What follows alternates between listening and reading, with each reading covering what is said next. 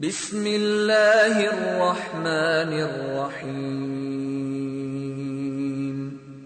قل هو الله أحد الله الصمد لم يلد ولم يولد ولم يكن له كفوا أحد.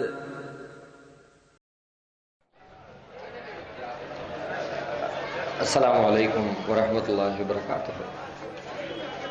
الحمد لله نحمده ونستعينه ونستغفره ونعوذ بالله من شرور أنفسنا ومن سيئات أعمالنا من يهده الله فلا مضل له ومن يضلله فلا هادي له وأشهد أن لا إله إلا الله وحده لا شريك له وأشهد أن محمدا عبده ورسوله أما بعد.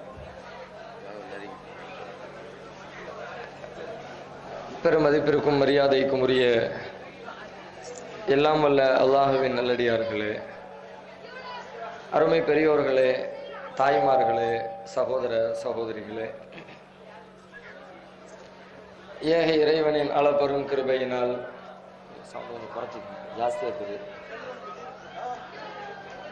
அல்லாஹுவின் மார்க்கத்தை அறிந்து கொள்ள வேண்டும் என்ற பேரார்வத்தோடு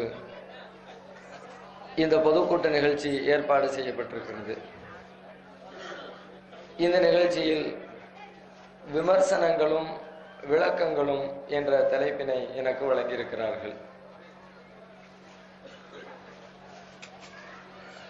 அல்லாஹ்வின் மாபெரும் கிருபையால் கடந்த 30 ஆண்டுகளுக்கும் மேலாக தமிழகத்தில் ஏகத்துவ ஜோதியை சுடர்விட்டு பிரகாசிக்க செய்யும் நோக்கத்தோடு தௌஹீது பிரச்சாரம் நல்ல முறையில் நடைபெற்று கொண்டு வருவதை நீங்கள் அனைவரும் அறிவீர்கள். இந்த ஜமாத்து மிக முக்கியமாக மக்கள் மன்றத்திலே கொண்டு சேர்க்கிற செய்தி இஸ்லாத்தின் அடிநாதமாக திகழ்கிற லா இலாஹ இல்லல்லாஹ் முஹம்மதுர் ரசூலுல்லாஹ் என்ற செய்தி. இந்த இரண்டிற்குரிய விளக்கங்களை தான் இத்தனை ஆண்டு காலமாக மக்கள் மன்றத்தில் இந்த ஜமாஅத்து பேசிக்கொண்டு வருகிறது. காரண காரியங்களோடு, தர்க்க ரீதியான வாதங்களோடு, திருமறை குர்ஆனுடைய ஆதாரங்களோடு, நபிகள் நாயகம் ஸல்லல்லாஹு அலைஹி வஸல்லம் அவர்களுடைய வழிகாட்டுதலோடு இந்த கொள்கையினை நாம் பிரச்சாரம் செய்து கொண்டு வருகிறோம். இந்த கொள்கைக்கு இருக்கிற மிக முக்கியமான ஒரு பண்பு என்னவென்றால், இது உள்ளதை உள்ளபடி மக்களிடத்திலே இந்த செய்தி சென்று சேரும் பொழுது நடுநிலையாக இருக்கிற மக்கள், எந்த விதமான கொள்கை முன்முடிவுகளும் எடுத்துக்கொள்ளாத மக்கள் இந்த கொள்கையின்பால் 100% ஈர்க்கப்பட்டு விடுவார்கள். இது இந்த கொள்கைக்கே உண்டான ஒரு தனி சிறப்பு. ஏனெனில் இது அல்லாஹ்வுடைய மார்க்கமாக இருக்கிற காரணத்தினால், அந்த மார்க்கத்திற்கு என்று இறைவன் ஏற்படுத்தி வைத்திருக்கிற ஒரு அற்புதமான பண்பு. சரியான முறையில் இது எங்கே பேசப்படுகிறதோ, எடுத்து சொல்லப்படுகிறதோ, அங்கிருக்கிற மக்கள் ஆண்டாண்டு காலமாக எப்படிப்பட்ட கொள்கையிலே ஊறி திளைத்திருந்தாலும் அவர்களும் இந்த சத்தியத்தின்பால், இந்த கொள்கையின்பால் ஈர்க்கப்படுவார்கள் என்பதற்கு ஏராளமான வரலாற்று சான்றுகளை நாம் காட்ட இயலும். இதனை சொல்வதற்காக ஒரு கட்டத்திலேயும் ஆயுத பிரயோகத்தை பயன்படுத்த வேண்டிய தேவையோ, மக்களை அச்சுறுத்த வேண்டிய அவசியமோ இந்த கொள்கைக்கு ஒரு காலத்திலும் ஏற்பட்டது கிடையாது. ஆனால் இந்த கொள்கையை எதிர்க்கின்றவர்கள், இதனை அழிக்க துடிக்கின்ற, இதற்கு எதிரான கருத்துடையவர்கள் உலகம் முழுவதிலும் சொல்லிக் கொண்டு வருகிற ஒரு செய்தி, இஸ்லாம் என்பது அச்சுறுத்தலால், ஆயுத முனையிலே பலகீனமான மக்களை மிரட்டித்தான் இது வளர்ந்திருக்கிறது. வாளால் வளர்ந்த மார்க்கம் இஸ்லாம் என்றுதான் திரும்ப திரும்ப திரும்ப சொல்லிக் கொண்டு வருகிறார்கள். உண்மையில் இந்த தத்துவம், இந்த செய்தி பொய்யானது என்பதை நிரூபிப்பதற்கு ஏராளமான நிகழ்கால சான்றுகளையும் பார்க்க முடியும். வரலாற்று சான்றுகளையும் நம்மால் காட்ட இயலும். நபிகள் நாயகம் ஸல்லல்லாஹு அலைஹி வஸல்லம் அவர்கள் இந்த கொள்கையை சொல்லும் பொழுது சொல்ல துவங்குகிற ஆரம்ப காலத்தில் அவர்கள் பிறரை அச்சுறுத்துகிற அளவிற்கு வளர்ந்திருக்கவில்லை. தனி மனிதராகத்தான் இந்த கொள்கையை கையிலே எடுத்தார்கள். அவர்களோடு அவர்களுடைய நண்பர்கள் 1-2 பேர் சேர்ந்தார்கள். அதனைத் தொடர்ந்து அவர்களுடைய குடும்பத்தார் அவர்களின் பின்னால் வந்தார்கள். ஏறத்தாழ 13 ஆண்டுகளுக்கும் மேலாக ஒருவர் இருவர் என்ற நிலை. எந்த அளவிற்கு 13 ஆண்டு கால பிரச்சாரத்தின் பலனாக கூட அவர்கள் வாழ்ந்த பூமியில் அவர்கள் ஒரு பெரிய சக்தியாக, ஒரு ஆளும் வர்க்கமாக மாற முடியவில்லை. 13 ஆண்டுகளுக்கு பிறகு கூட எதிரிகளுடைய எதிர்ப்புகளையும் அடக்குமுறைகளையும் தாங்கிக் கொள்ள முடியாமல் அந்த ஊரை காலி செய்துவிட்டு பக்கத்திலே இருக்கிற மதினாவிற்கு புலம்பெயர்கிற அளவிற்கு அவர்கள் நெருக்கடிக்கு ஆளாயிருந்தார்கள். பலகீனமான நிலையிலே இருந்தார்கள்.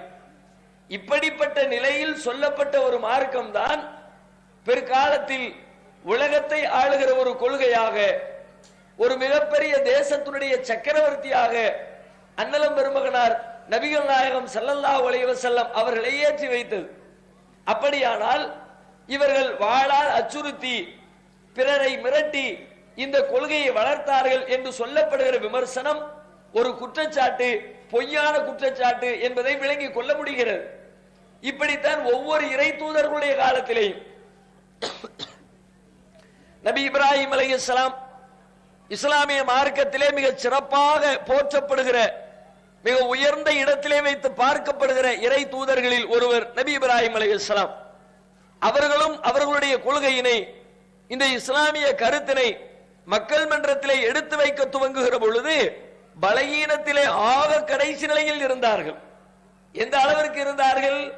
அவர்களுக்கு இழைக்கப்படுகிற கொடுமைகளை எதிர்த்து குரல் கொடுக்க முடியாத அளவிற்கு நெருப்பு குன்றத்திலே தூக்கி எறிந்து அவர்களை காலி செய்வதற்காக எதிரிகள் திட்டம் தீட்டி அந்த திட்டத்தையும் அவர்கள் செய்து முடிக்கிற அளவிற்கு நெருப்பு குண்டத்திலே நபி இப்ராஹிம் அலைஹிஸ்ஸலாம் அவர்களை தூக்கி போட்டார்கள். அவர்களுடைய சதி செயல் நிறைவேறியது.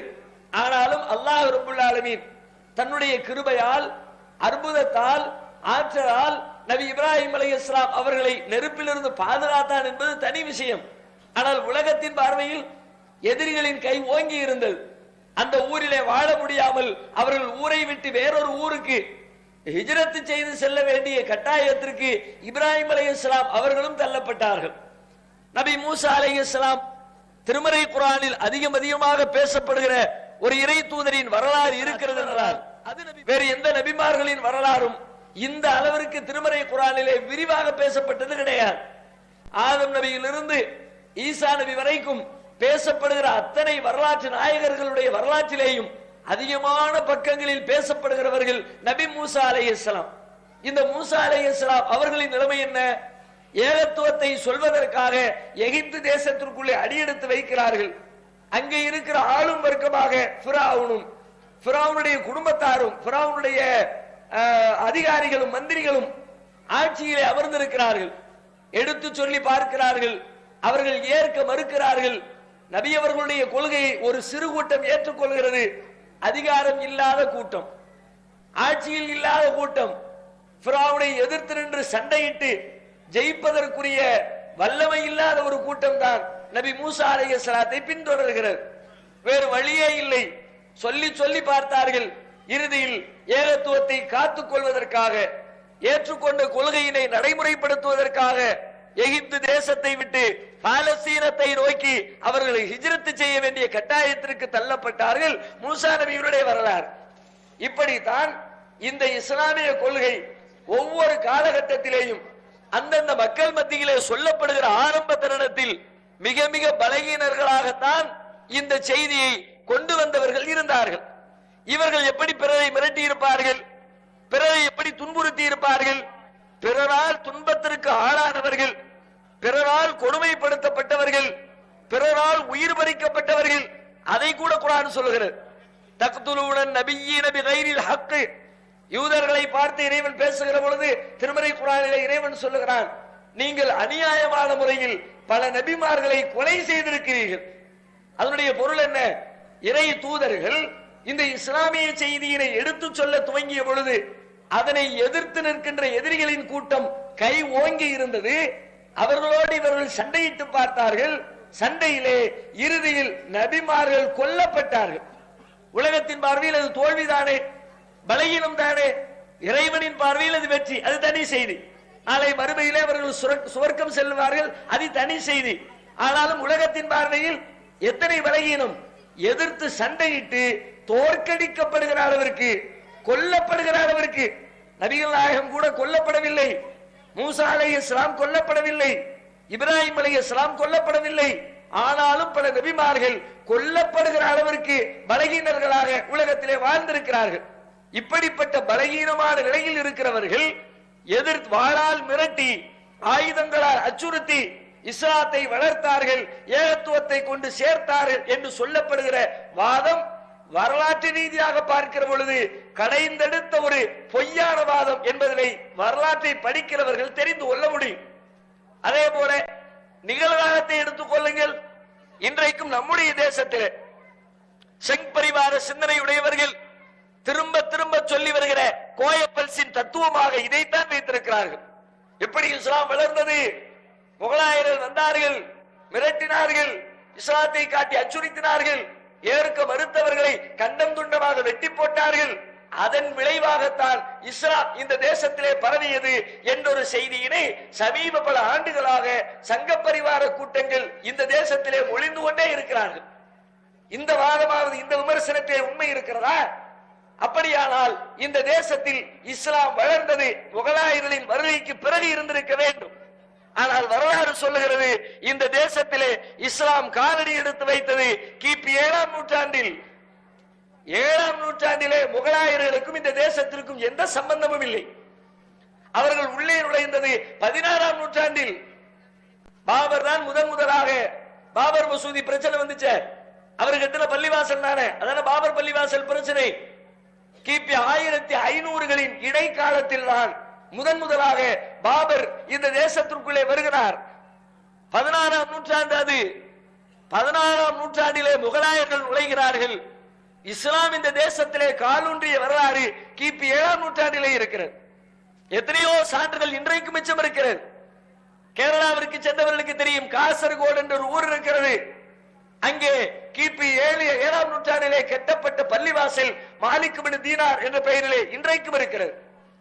அங்கு சென்றவர்கள் அங்கிருக்கிற கல்வெட்டை பார்த்து அது தோற்றுவிக்கப்பட்ட காலத்தை அறிந்து கொள்ள முடியும். அதே போல கிபி 8ஆம் நூற்றாண்டிலே தோற்றுவிக்கப்பட்ட பள்ளிவாசல்கள் தமிழகத்துடைய பல்வேறு பகுதிகளில் கல்லு பள்ளிகளாக, கற்களால் கட்டப்பட்ட, முழுமையாக கற்களால் வடிவமைக்கப்பட்ட பல்வேறு பள்ளிகள் இந்த தேசத்திலே உருவானது கிபி 8ஆம் நூற்றாண்டு. திருச்சிக்கு சென்று பாருங்கள், பக்கத்தில் இருக்கிற திருச்சியிலே கோட்டை ரயில்வே ஸ்டேஷன் என்ற ஒரு ரயில்வே ஸ்டேஷன் இருக்கிறது. அதற்கு அருகிலே இருக்கிற பள்ளிவாசல் கிபி 8ஆம் நூற்றாண்டிலே கட்டப்பட்டது என்று வரலாறு சொல்லுகிறது, கல்வெட்டு பேசுகிறது. தொல்லியலாளர்கள் அதை ஊர்ஜிதப்படுத்துகிறார்கள். உண்மைதான், இது 8ஆம் நூற்றாண்டிலே கட்டப்பட்ட பள்ளிதான். முகலாயர்களின் வருகைக்கு பிறகு அதிகாரத்தை பயன்படுத்தித்தான் இஸ்லாத்தை அவர்கள் வளர்த்தார்கள் என்பது உண்மை என்று சொன்னால், அவர்கள் வருவதற்கு 7 நூற்றாண்டுகளுக்கு முன்னரே, 6 நூற்றாண்டுகளுக்கு முன்னரே இந்த தேசத்திலே நூற்றுக்கணக்கான பள்ளிவாசல்கள் உருவெடுத்தது. அவர்களை இஸ்லாத்திற்கு கொண்டு வந்தவர்கள் யார்? அதற்காக வாழ்பிடித்த அரசர்கள் யார்? அதற்காக கொடுமைப்படுத்திய கொடூரர்கள் யார்? பதில் சொல்ல முடியுமா? இந்த கேள்வியை யாரெல்லாம் ஆயுதத்தால் வாளால் இஸ்லாம் பரவியது என்று சொல்லுகிறார்களோ அவர்கள் அத்தனை பேரை நோக்கி முன்வைக்கிறோம். யாருக்கு ஏதும் பதில் சொல்லுகிற திராணி இருக்கிறதா?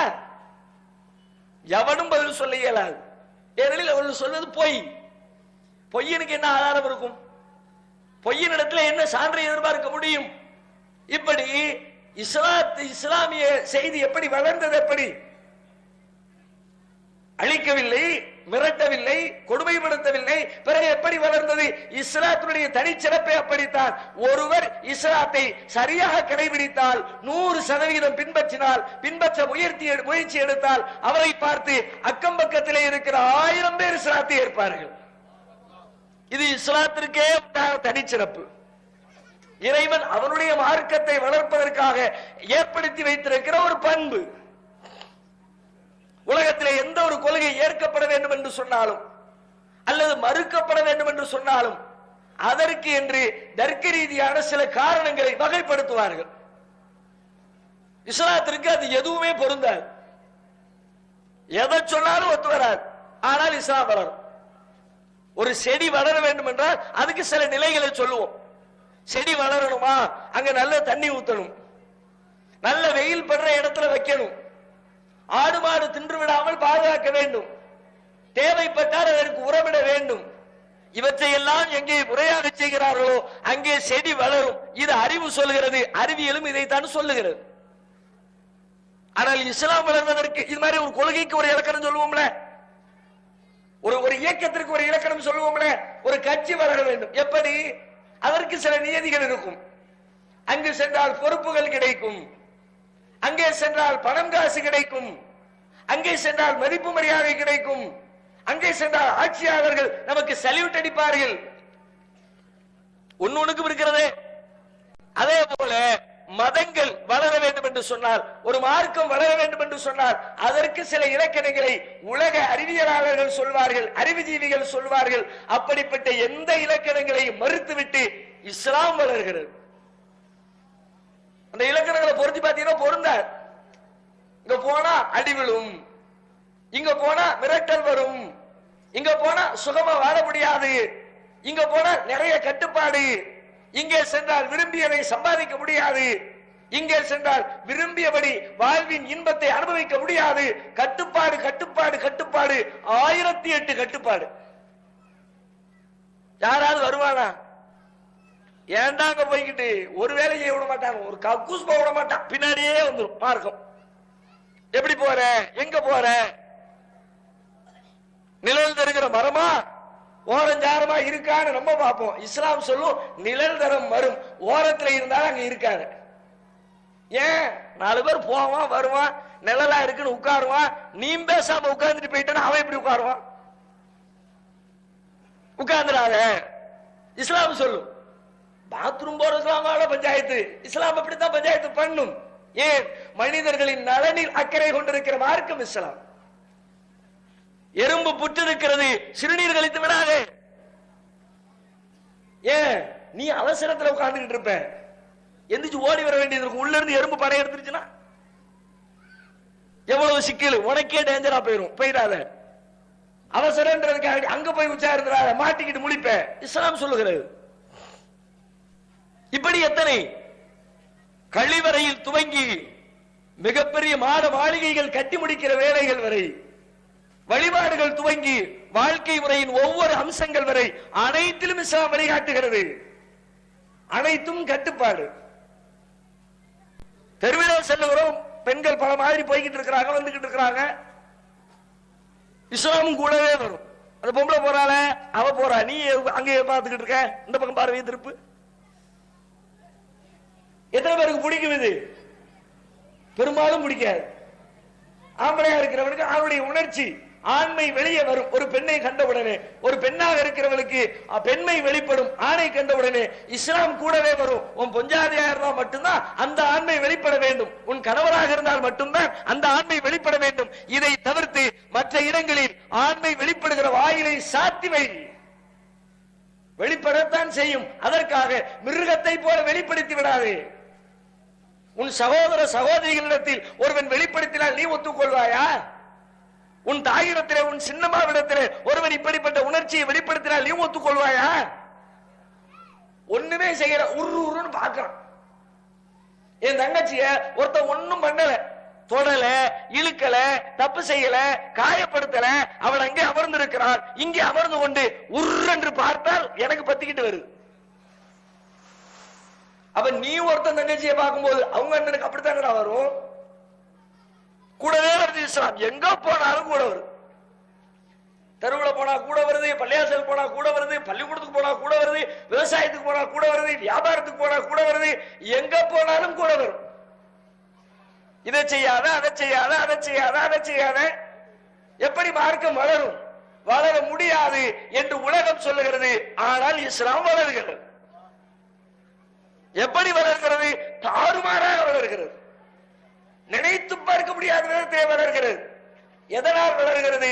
அதனுடைய கொள்கையால் வளர்கிறது, அது இருக்கிற சத்தியத்தால் வளர்கிறது, அதற்கென்று இறைவன் ஏற்படுத்தி வைத்திருக்கிற ஈர்ப்பு தன்மையால் வளர்கிறது. நபிகளாருடைய வரலாறு சொல்லுகிறது, 13 ஆண்டு காலம் படாத பாடுபட்டு மதீனத்து தேசத்திலே அகதியாக அடியெடுத்து வைத்த அண்ணலம் பெருமகனார் நபிகள் நாயகம் ஸல்லல்லாஹு அலைஹி வஸல்லம் அவர்கள் 10 ஆண்டுகள் நிறைவடையவில்லை. திருமறை குர்ஆன் அல்லாஹ் வசனம் இறக்கி வைக்கிறார், இதா ஜா நஸ்ருல்லாஹி வல் ஃபத்ஹ். திருக்குர்ஆனிலே கடைசியாக இறக்கி வைக்கப்பட்ட முழுமையான ஒரு அத்தியாயம். இதா ஜா நஸ்ருல்லாஹி வல் ஃபத்ஹ், அல்லாஹ்வின் வெற்றியும் அவனது உதவியும் வரும் பொழுது, வரைத்தன் நாஸ யதுகுலூன ஃபீ தீனில்லாஹி அஃப்வாஜா, அல்லாஹ்வின் மார்க்கத்திலே மக்கள் எல்லாம் கூட்டம் கூட்டமாக நுழைவதை நீர் காணும் பொழுது, ஃபஸப்பிஹ் பிஹம்தி ரப்பிக வஸ்தக்ஃபிரு, உமது இறைவனை அவனை புகழ்ந்து துதிப்பீராக, அவனிடத்திலே பாவ மன்னிப்பு தேடுவீராக, இன்னஹு கான தவ்வாபா, அவன் பாவங்களை மன்னிக்கிற தயாளனாக இருக்கிறான். என்ன சொல்கிறது? ஏன் இந்த வசனம், ஏன் இந்த அத்தியாயம்? கூட்டம் கூட்டமாக மக்கள் மொய்க்கிறார்கள் இஸ்லாத்தை நோக்கி. அதை பார்த்த உடனே அல்ல ஆறுதல் சொல்றான், கூட்டம் பெருகிடுச்சுன்னு பெருமை வந்துடக்கூடாது, தலக்கரம் வந்துடக்கூடாது, ஆணவம் வந்துடக்கூடாது, அகம்பா வந்துடக்கூடாது, அல்லாஹ்வுக்கு கட்டுப்பட வேண்டும், பணிய வேண்டும், அல்லாஹ்விடத்திலே பாவ மன்னிப்பு தேட வேண்டும் என்று அல்லாஹ் தன்னுடைய தூதருக்கு கட்டளை பிறப்பித்து திருமறை குர்ஆனிலே சூறாவை இறக்கி வைக்கிறார். இந்த செய்தி என்ன சொல்கிறது?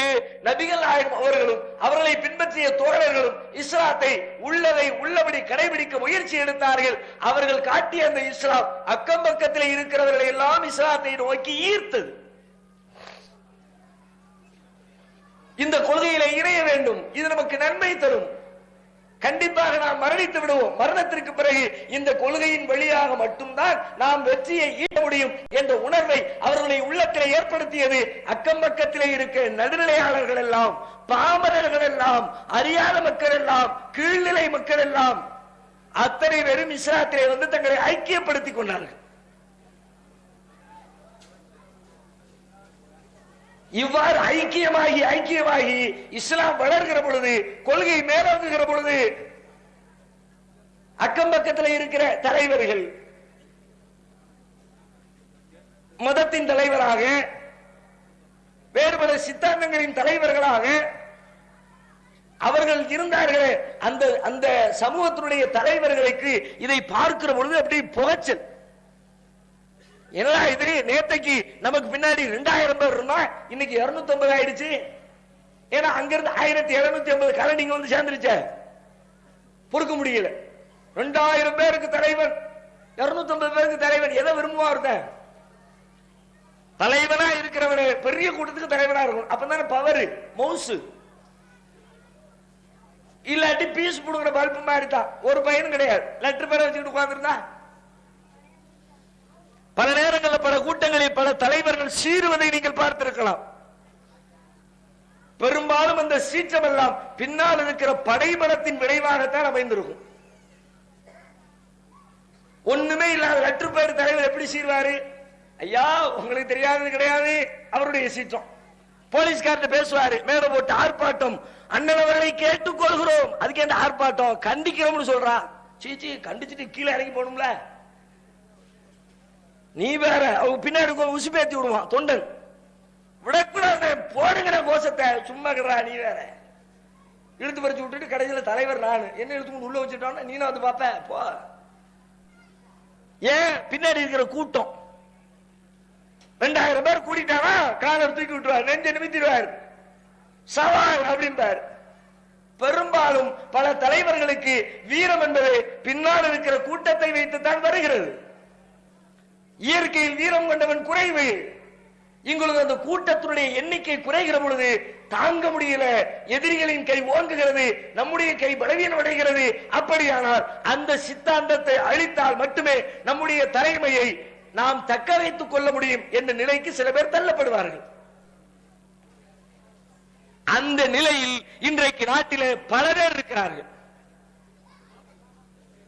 ஆரம்பத்திலே சொல்லி காட்டினார்களே தீர்மானத்திலே கூட, ஏன்னா கர் வாபசியா, கருக்கு வாபஸ் ஆகணுமா, வீடு திரும்புதலாம். நான் டெய்லி எங்க வீட்டுக்கு போய்கிட்டு தான் இருக்கேன், திரும்பி திரும்பி எல்லாரும் போய்கிட்டு தான் இருக்கணும். அவங்க வீடு திரும்பணுமா?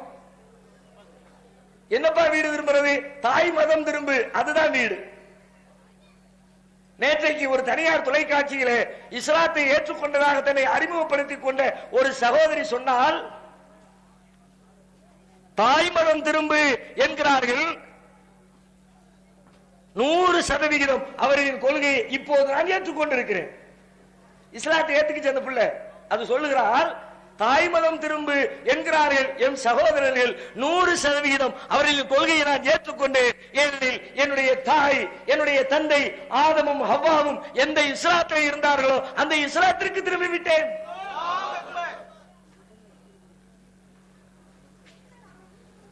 பற்றி எரிகிறது சங்க பரிவாரத்திற்கு. என்னடா இது, தாங்க முடியலையே, வளர்ந்துகிட்டே போறாங்க போல. 1991 கணக்கெடுத்தா, 2001 கணக்கெடுத்தா, 2011 கணக்கெடுத்தா, ஒவ்வொரு கணக்கெடுப்புலையும் முஸ்லிம்களின் எண்ணிக்கை கூடிக்கிட்டே போகுது. முஸ்லிம்களின் கை ஓங்குகிறது என்றால் நம்முடைய கை தளர்கிறது, பிடி குறைகிறது என்று பொருள். நம்முடைய மக்களை நம்மிடத்திலே தக்க வைத்துக் கொள்ள வேண்டும். அதற்கு நம்மிடத்திலே சரக்கு இல்லை. சரக்கு இருந்துச்சுன்னா அவன் கொள்கை அவன் தான் மக்கள்கிட்ட பேசிக்கிட்டே இருப்பான், எவனும் வெளியே போக மாட்டான். சரக்கு இல்ல, எவனையும் உள்ள உட்கார வைக்க முடியல. அப்படியான என்ன செய்வது? எதிரிகளை வீழ்த்தி நம்முடைய கையை ஓங்கி உயர்த்தி கொள்வோம். அவனை மட்டம் படுத்திட்டோம்னா அவன் இல்லாட்டி ஓஞ்சது இருக்கிறோம் பூரா நம்மளு தானே. ஏன்னா கிறிஸ்தவர்கள் கூட அவங்க அந்த பட்டியல வைக்கிறதுக்கு ரெடியா இருக்கிறாங்க. இந்துக்கள் பட்டியல நம்மளை மட்டும்தான் வைக்க, நம்மளை தான் ஜீரணிக்க முடியல. ஏன் இன்னைக்கு கிறிஸ்தவ மதத்துல பாருங்க, ஏறத்தாழ ஒரு 50% கிறிஸ்தவர்கள் பெயரால் கிறிஸ்தவர்களாக வாழ்க்கை முறையால் இந்துக்கள் ஆகிவிட்டார்கள். சமீபத்தில் ஒரு நிகழ்ச்சி, இந்து மக்களுடைய ஒரு திருவிழா நிகழ்ச்சி, ஏதோ ஒரு நாள், ஒரு 2 மாசத்துக்கு முன்னாடி திருச்சியில் ஒரு பிரபலமான கிறிஸ்தவ சர்ச் ஒண்ணு அதிகாலையில் 5 மணிக்கு நடை திறந்து வைத்து கோவில்ல கும்பாபிஷேகம் நடத்துவாங்கள, அதே மாதிரி 2 பக்கம் நின்றுகிட்டு கையெடுத்து கும்பிட்டுக்கிட்டு விளக்காக ஆராதனை நடத்தி கொண்டு கிறிஸ்தவர்கள். அவங்க விஷயத்துல சங்க பரிவாரத்திற்கு நம்பிக்கை, ஆளை காலி பண்ணிடலாம், இவனும் பிரச்சனை இல்லை. முஸ்லீம் தான் கொஞ்சம் கூட தோற மாட்டேங்கிறான், எல்லா விதத்திலையும் மாத்தி மாத்தி பேசுறான். அப்ப நம்முடைய இஸ்லாத்துடைய வளர்ச்சி அவர்களுக்கு பெரிய பொறுமையை தருகிறது, பொறாமையை தருகிறது, கோபத்தை தருகிறது.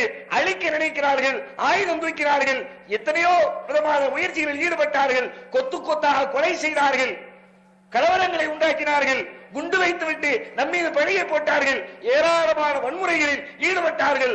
அனைத்து வன்முறைகளையும் ஈடுபட்டு ஈடுபட்டு ஈடுபட்டு இஸ்லாத்திற்கு அவப்பெயரை ஏற்படுத்த முயற்சி எடுத்தார்கள். ஆனாலும் பாருங்கள், சுப்ஹானல்லாஹ், அல்லாஹ் தூய்மையான. அப்படிப்பட்ட அவதூறு பிரச்சாரங்களுக்கு இடையில், அடிதடிகளுக்கு இடையில், கொடுமைகளுக்கு இடையில், கொலை குற்றங்களுக்கு இடையில், வன்முறைகளுக்கு இடையில் அல்லாஹ்வின் மார்க்கம் இந்த தேசத்திலே வளர்ந்து கொண்டிருக்கிறது. எத்தனை வருஷம் முயற்சி? 1 வருஷம் 2 வருஷமா? எத்தனை வருஷம்? நாடு சுதந்திரம் அடைவதற்கு முன்னால் போடப்பட்ட பிளான். 1924 உருவாக்கப்பட்டது இந்த ராஷ்டிரிய சுயம் சேவக் என்ற RSS அமைப்பு. அதற்கு முன்பே வித்திடப்பட்ட ஒரு கொள்கை, இஸ்லாத்தை அழிக்க வேண்டும், முஸ்லிம்களை ஜீரணிக்க வேண்டும். ஆனால் முடியல. வன்முறைகளை எல்லாம் பார்த்துவிட்டு முடியாத பொழுது இவர்களை எதிர்த்து நின்று அழிப்பது முடியாத காரியம். அப்படியானால் விமர்சனத்தின் வழியாக அழிப்போம், அந்த கொள்கையில் தவறு இருக்கிறது என்று கொள்கை ரீதியாக அழிப்போம். அடிச்சு பார்த்தோம், மிரட்டி பார்த்தோம், கொன்னு பார்த்தோம், தீயடிச்சு பார்த்தோம், நாங்க முடியல, ஒரு விமர்சனத்தை முன்வைப்போம், குற்றச்சாட்டுகள், அவப்பெயரை ஏற்படுத்துவோம், கெட்ட பெயரை ஏற்படுத்துவோம், அவனை கெட்டவனாக மக்கள் மன்றத்திலே காட்டுவோம். அதன் வழியாக அவர்களின் கொள்கைக்கு செல்கிற மக்களை செல்ல விடாமல் தடுப்போம் என்ற ஒரு முயற்சி எடுத்து இன்றைக்கு முஸ்லிம்களை கெட்டவர்களாக காட்டுவதற்காக எல்லா மீடியாக்களோடு சேர்ந்து கொண்டு களத்திலே அவதூறு களத்திலே நின்று கொண்டிருக்கிறார்கள்.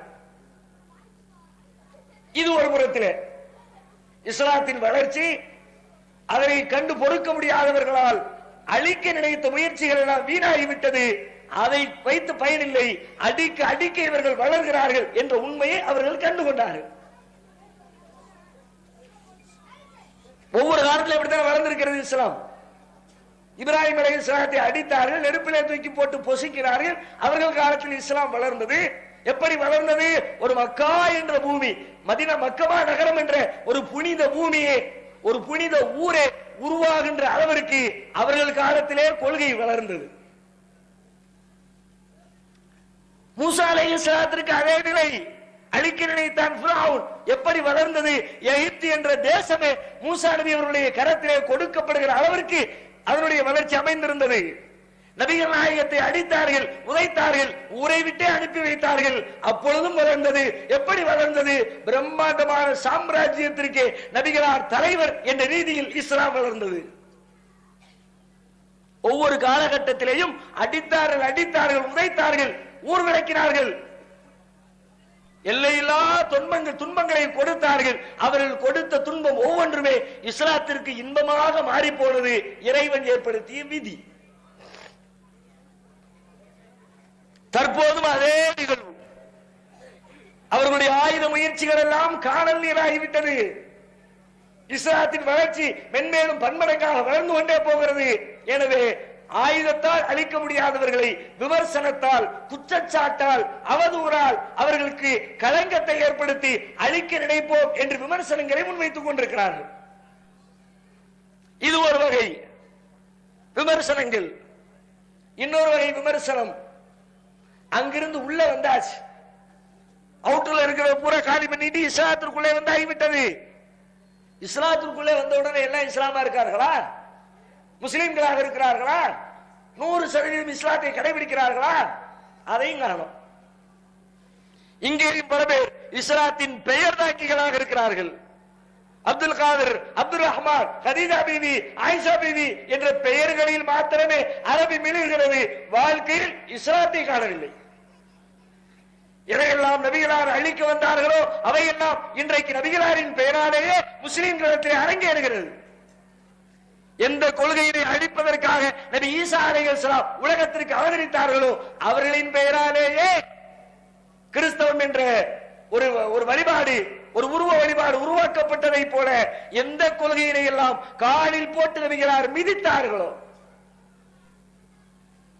நபிகளாரே சொன்னார்கள், தன்னுடைய இறுதி பேருரையில் குறிப்பிட்டார்கள், இன்னக்குள்ள செய்யும் ஜாஹிலியா, அறியாமை காலத்தில் இருக்கிற ஒவ்வொரு பழக்க வழக்கங்களையும் இதோ என்னுடைய 2 கால்களுக்கு கீழே போட்டு புதைத்து விட்டேன் என்று நபிகள் நாயகம் அவர்கள் தன்னுடைய வாழ்நாளிலே எந்த அசத்தியங்களை எல்லாம் காலில் போட்டு மிதித்து விட்டு சென்றார்களோ அந்த அசத்தியங்களை எல்லாம் இன்றைக்கு முஸ்லிம் சமுதாயம் நபிகளாரின் பெயராலேயே தலையில் தூக்கி வைத்து கொண்டாடி கொண்டிருக்கிறது கணிசமான முஸ்லிம்கள். இதை என்ன செய்வது? அதற்குத்தான் அவ்வப்போது அல்லாஹ் இந்த சமூகத்திலிருந்தே சீர்திருத்தவாதிகளை உருவெடுக்க செய்கிறார். அல்லாஹ்வுடைய மார்க்கத்தை 100% யாரும் கலங்கப்படுத்த முடியாது. அப்படி கலங்கமாகிற சூழல் வந்தால் உள்ளுக்குள்ள இருந்தே ஒரு சீர்திருத்த டீம் உருவாக்குவான். அவங்க போய் சீர்திருத்தம் பண்ணுவாங்க. மீண்டும் இஸ்லாம் துளிர்விடும். 100% ஒரு நல்ல மார்க்கம், உண்மையான மார்க்கம், அல்லாஹ்வின் மார்க்கம் அப்பழுக்கற்ற முறையிலே மக்கள் மன்றத்திலே எடுத்து வைக்கப்படும். அப்படி எடுத்து வைக்கிற விதத்திலே இறைவனின் கிருபையால், இறைவனால் தற்காலத்திலே தேர்வு செய்து கொள்ளப்பட்டவர்களாக நாம் நம்மை கருதுவதற்கு அதிகமான வாய்ப்புகள் இருக்கிறது. பெருமை அல்ல, தற்புகழ்ச்சி அல்ல, தவறான சொல்லாக இருந்து விட்டால் அல்லாஹ் நம்மை மன்னித்து விட வேண்டும். கண்டிப்பாக நம்முடைய ஆற்றலால், திறமையால் நடக்கின்ற காரியம் இல்லை. ஆனாலும் இன்றைக்கு முஸ்லிம்களிடத்திலே கலந்துவிட்ட இஸ்லாத்திற்கு எதிரான தீமைகளை ஒழிப்பதற்காக அல்லாஹ் இந்த ஜமாத்தை அங்கீகரித்துக் கொண்டிருக்கிறார். ஜமாத் வருகிறது, 30 ஆண்டுகளுக்கு முன்னால் தன்னுடைய பிரச்சாரத்தை துவங்குகிறது. என்ன பிரச்சாரம்? லா இலாஹ இல்லல்லாஹ் முஹம்மதுர் ரசூலுல்லாஹ் என்று சொல்லுகிறீர்களே, அதை 100% உண்மையாக சொல்லுங்கள். ஒவ்வொன்றாக சொல்ல துவங்கினோம். அதே நிலை இங்கே சொல்ல துவங்குகிற பொழுது பலகீனத்திற்கு மேல் பலகீனம். ஒருவர் 2 பேர் ஊருக்கு. ஆரம்ப காலத்து சகோதரர்கள் சொல்லுவார்கள், 20 வருஷத்துக்கு முன்னாடி மாநில மாநாடு கூட்டுவார்களாம், மாவட்ட அளவுக்கு கூட்டம் போடுவார்களாம். கூட்டத்தாரை நோக்கி நம்முடைய தலைவர்கள் பேசுவார்களாம், நாம் பிரம்மாண்டமாக திரண்டு இருக்கிறோம். கூட்டத்தில் எண்ணி பார்த்தா 25 இருந்து 30 பேர் உட்கார்ந்துருப்பார்களாம். மேடையில் பேசுவார், பிரம்மாண்டமான கூட்டம். 25 பேரை உட்கார வச்சுக்கிட்டு பிரம்மாண்டம்னு சொன்னா சிரிக்க மாட்டாங்க. ஆனால் அன்றைக்கு அவர்கள் சிரிப்புக்கு சொல்லல, நெசமாவே சொன்னாங்க. அந்த 25 அவர்களுக்கு பெருசாக இருந்தது ஒரு காலத்தில். இன்றைக்கு ஒரு சின்னஞ்சிறிய கிராமத்திலே, மொத்த தமிழகத்திலே இல்லை, மாநில மாநாடு இல்லை, மாவட்ட மாநாடு இல்லை, கிளையிலே கூட மாநாடு இல்லை, ஒரு சின்னஞ்சிறு கிளையால் நடத்தப்படுகிற, சாதாரணமாக எளிமையாக விளம்பரப்படுத்தப்பட்டு நடத்தப்படுகிற ஒரு சின்னஞ்சிறிய பொதுக்கூட்டத்தில் இத்தனை ஆயிரம் மக்கள். எப்படி வளர்ச்சி! பலகீனர்களாக இருந்த நம்மை அந்த வரலாற்று பாடங்களை காட்டி காட்டி காட்டி அல்லாஹ் வளர்க்கிறார். வளர்கிறது ஏகத்துவம், வளர்கிறது தௌஹீத், வளர்கிறது தௌஹீதுடைய கொள்கை.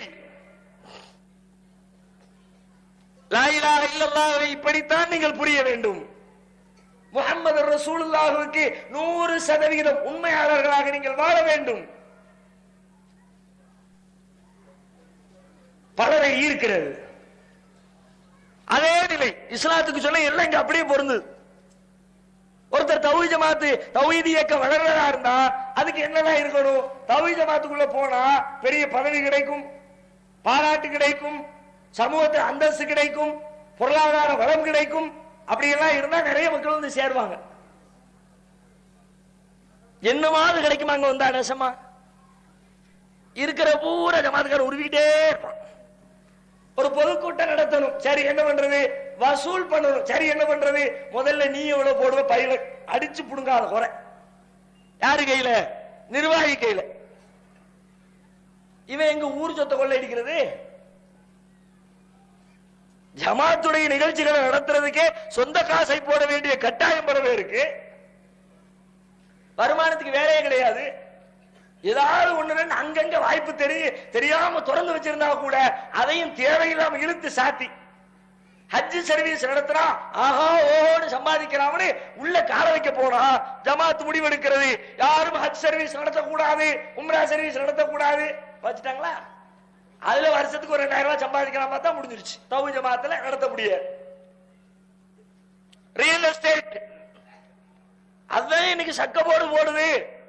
ஊருக்காரமெல்லாம் சக்க போடு போடட்டும், அவையெல்லாம் சம்பாதிக்கட்டும். ஜமாத்துல மாநிலத்துல நிர்வாகியா இருக்கிறவரு அவர் இந்த வேலையை செய்யக்கூடாது. வருமானம் வரக்கூடாதியா? யார் உள்ள வந்து சேருவா? யோசிச்சு பாருங்க. யார் வருவார்? எண்ணிக்கை குறையும். பொருளாதாரத்துக்கு வழி இல்லை, எண்ணிக்கை குறைய வேண்டும். சரி, பொருளாதாரம் தான் கிடைக்கிற. சில பேர் காசை கொடுத்தாலும் பெரிய பதவிகளை எதிர்பார்ப்பார்கள், அந்தஸ்தை எதிர்பார்ப்பார்கள், சமூகத்தில் 4 பேர் நம்மை மதிக்க வேண்டும் என்று எதிர்பார்ப்பார்கள். தௌஹீத் ஜமாத்திலே சேர்ந்த உடனே அதுவாவது கிடைக்குமா? ஊருக்குள்ள போனா தௌஹீத் ஜமாத் நிர்வாகினா வரப்பா தௌஹீத் ஜமாத் நிர்வாகி அப்படிம்பாங்களா? போறான் பாரு, சீர்திருத்தவாதியம்ல. நமக்கு எல்லாம் தெரியாதா? இவங்க வந்து சொல்ல வந்திருக்காங்க. பெரிய மரியாதை. ஊரை விட்டே விலைக்கு வைக்கிறோம், ரொம்ப பெரிய மரியாதை. உன் வீட்டுல மௌத்து விழுந்துச்சுன்னா சந்துக்கே தரமாட்டான், ஆக பெரிய மரியாதை. கல்யாணம் கூட மையத்து வீடு மாதிரி மாத்திடுவோம், ஒரு வேளை வர மாட்டான், சூப்பர் மரியாதை. எல்லாம் வந்து சேருவானா? ஓடணும்ல, தெரிச்சு ஓடணும்ல. ஏண்டா தேவையில்லாம நம்ம பிள்ளை கல்யாணத்தை வச்சிருக்கிறோம், பாப்பா வேற படுத்த படுக்கையா கிடக்கிறாரு, எப்ப இன்னைக்கே நாளைக்கே தெரியல. தௌஹீத் ஜமாத்துல போய் சேர்ந்தா அதுலயும் சிக்கல் இல்லையும் சிக்கல். பிள்ளைக்கு கல்யாணத்தையும் நல்லபடியாக நடத்த முடியாது, பாப்பாவுடைய மௌத்தையும் நல்லபடியாக அடக்க முடியாது.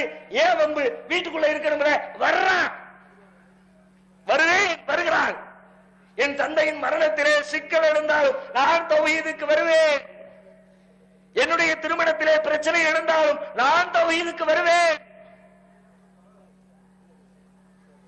மரியாதை இல்லை, சமூகத்திலே எதிர்பார்க்கப்படுகிற மரியாதை இல்லை, வருகிறார்கள். அதோட போச்சா? சரி, ஒரு பாராட்டு புகழ்ச்சி, மேடையை போட்டு அடுத்தவன் தான் போறத நம்மள புகழ்ந்துக்குவோமே. சில பேர் கூட்டம் போடுவாங்க, அவனை புகழ்றதுக்கு ஊருக்குள்ள ஒருமையா இருக்க மாட்டான். அவனே 10,000 ரூபாய் செலவு பண்ணி 10,000 நோட்டீஸ் அடிச்சு ஊரெல்லாம் ஒட்டி மேடை 4 பேரை கூட்டி வச்சு பேச்சாளர் உட்கார வச்சு அஜர்த்து பேசுங்க. அவர் என்ன பேசுவாரு? மரியாதைக்குரிய காவண்ணா மீரா சாஹிப் அவர்கள் எவ்வளவு சிரமத்தோடு கஷ்டத்தோடு இந்த நிகழ்ச்சியை நடத்தி கொண்டிருக்கிறார்கள் என்றால் வார்த்தைகளால் சொல்ல முடியாத, தோழர்களே சொல்ல முடியாது, அவ்வளவு சிரமம். இது போன்ற நல்லவர்கள் வாழ வேண்டும். துவா. அல்லாஹ் அவருக்கு உடலிலே, அவருடைய ஆயுளிலே, அவருடைய பணத்திலே, அவருடைய பொருளாதாரத்திலே அல்லாஹ் பரக்கத்து செய்யட்டும். கூடியிருக்க மக்கள் ஆமீன் கரகோஷம். ஏன் ஊருக்குள்ள போடுற ஒரு வயல் இல்ல, நம்மளா போந்துக்குவோம். அவர் இவரை போகல, இவர் உடனே அவரு நிர்வாகி அஜர்த்து பேசி முடிச்ச உடனே வைக்க முடிச்சு அஜர்த் அவர்கள் எவ்வளவு அற்புதமான பேச்சாளர், நாடறிந்த நாவலர், ஏடறிந்த எழுத்தாளர். ஆகாவோ இவர் செல்லாத நாடுண்டா, பேசாத சப்ஜெக்ட் உண்டா? தங்களை தாங்களே புகழ்ந்து கொள்வது. இங்க அதுவாவது உண்டா? ஒரு மேடை போட்டாலாவது ஒரு பொன்னாட போத்தணும். கிளை வட்ட செயலாளர்களை வரவழைச்சு, மாவட்ட செயலாளர் வரவழைச்சு லைன்ல நிக்க விட்டு சிறப்பு பேச்சாளர் அவர்களுக்கு தற்பொழுது அடியக்கமங்கலம் கிளையினுடைய தலைவர் அவர்கள் பொன்னாடை போர்த்தி கௌரவிப்பார்கள். அடுத்து திருவாரூர் கிளை ஒண்ணு போடுவாங்களா? ஒண்ணு கிடையாது. சாதாரண பேச கூப்பிடும் போது ஒரு அடைமொழியாவது சொல்லுவாங்களா? நாம் இதுவரை ஆவலோடு எதிர்பார்த்து கொண்டிருந்த அருமை அண்ணன் அப்படின்னா பின்னாடி சட்டை பிடிச்சு நிறுத்துவாங்க. அடுத்து இவர் பேசுவாருன்னு சொல்லு, அவர் பொறுப்பு தேவைப்பட்டா சொல்லிக்க, அவர் என்ன தலைப்போ சொல்லிக்க. அது ஆவலோடு எதிர்பார்த்தம்ப இன்னைக்கு விட்டோம்னா நாளைக்கு இன்னொன்னு சேர்த்து போடுவேன், அதுக்கு விட்டோம்னா அதுக்கப்புறம் பழைய குருடி கதவை திருடின்னு அவன் பேசுற மாதிரி நீ ஆரம்பிச்சிருவேன். வேணாம்பா வாசலே துறக்காத. இவர் பேசுவார், இன்ன தலைப்பில் பேசுவார், உட்கார்ந்து. இந்த அளவிற்கு என்றால் குறைந்தபட்ச வார்த்தை கூட இங்கே வெறுப்பிற்குரியதாக இருக்கிறது. எந்த அளவிற்கு குறைந்தபட்சம் இங்கே அழைக்கிற பொழுது கூட பக்கீர் முகமது அல்தாஃபி பேருரை நிகழ்த்துவார் சொன்னாங்களா? உரை நிகழ்த்துவார் சொல்றாங்க, பேருரை. ரசூலுல்லாஹ்வுக்கு இறுதி பேர் வச்சிருப்போமே அது மாதிரியா? அது கூட இங்க வெறுப்பிற்குரியது, விருப்பிற்குரியதல்ல. தேவையில்லையே, இந்த வார்த்தையை போட வேண்டிய அவசியம் இல்லையே.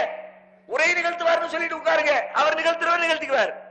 அவர் பெருசா நிகழ்த்தினா பேருடைய மக்கள் பேர் வச்சுக்கிட்டோம், சிறுசா நிகழ்த்தினா சிற்றுரையின் மக்கள் பேர் வச்சுக்கிட்டோம், நீங்க வைக்க தேவையில்லை. வளருமா? இப்படி ஒரு கொள்கையை நோக்கி வருவார்களா?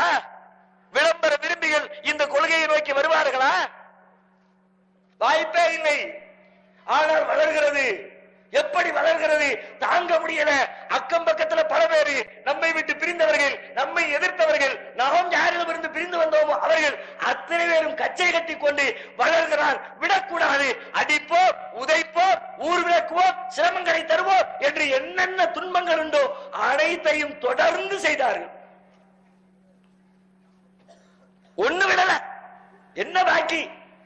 நபிமார்களுடைய காலத்தில் என்னவெல்லாம் செய்யப்பட்டதோ அவை அனைத்துமே செய்யப்பட்டு விட்டது என்று சொல்லுகிற அளவிற்கு அனைத்து சிரமங்களும். அதிகாரத்தில் அவர்களுக்கு வாய்ப்பு கிடைத்தால் அதிகாரிகளை வைத்து அதிகார துஷ்பிரயோகம் செய்வது, காவல்துறையை வைத்து மிரட்டுவது, பொய் வழக்கு போட்டு சிறைச்சாலைக்குள் அனுப்புவது, எத்தனை எல்லாம் பார்த்தாகிவிட்டது. முடிந்தால் ரவுடிகளை அழைத்து வந்து அடிப்பது, வீடு புகுந்து திட்டுவது, மிரட்டுவது,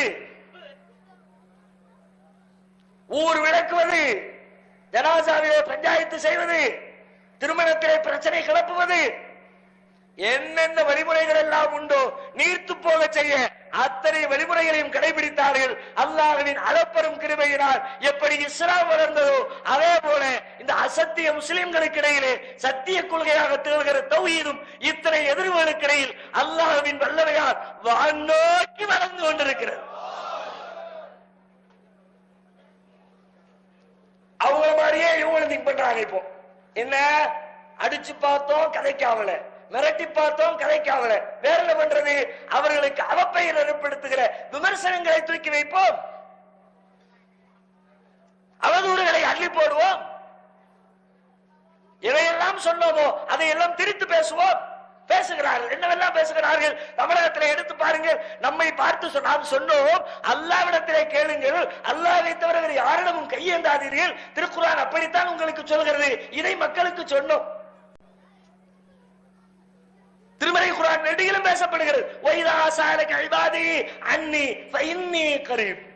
நபியே, என்னை பற்றி உம்மிடத்திலே என்னுடைய அடியார்கள் கேட்டால் நான் அருகிலே இருக்கிறேன். உஜீபு தஅவத தாஇ இதா தஆன், அழைப்பவரின் அழைப்புக்கு பதிலளிக்கிறேன். ஃபல்யஸ்தஜீபு லி, ஏனெனில் பதிலை தேடுகிறவர் என்னிடத்திலே பதில் தேடட்டும். வல்யூமினு பி, என்னையே நம்பட்டும். லஅல்லஹும் யர்ஷுதூன், அவர்கள் நேர்வழி பெறுவார்கள். நபிகளாரும் சொன்னார்கள், உங்களுக்கு எது தேவையோ அனைத்தையும் அல்லாஹ்விடம் கேளுங்கள். இன்னல்லாஹ அலா குல்லி ஷைஇன் கதீர், அனைத்திற்கும் ஆற்றல் படைத்தவன் அல்லாஹ்.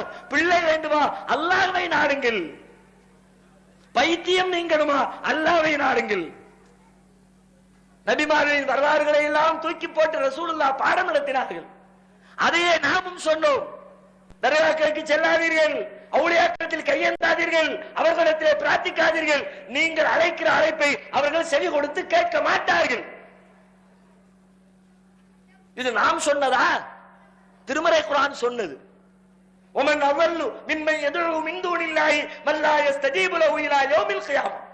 கியாமத் நாள் வரை அழைத்தாலும் அழைப்புக்கு பதிலளிக்க மாட்டானே, அவனை போய் அழைப்பவனை விட வழியேடு வேறு எவன் இருக்கிறான்?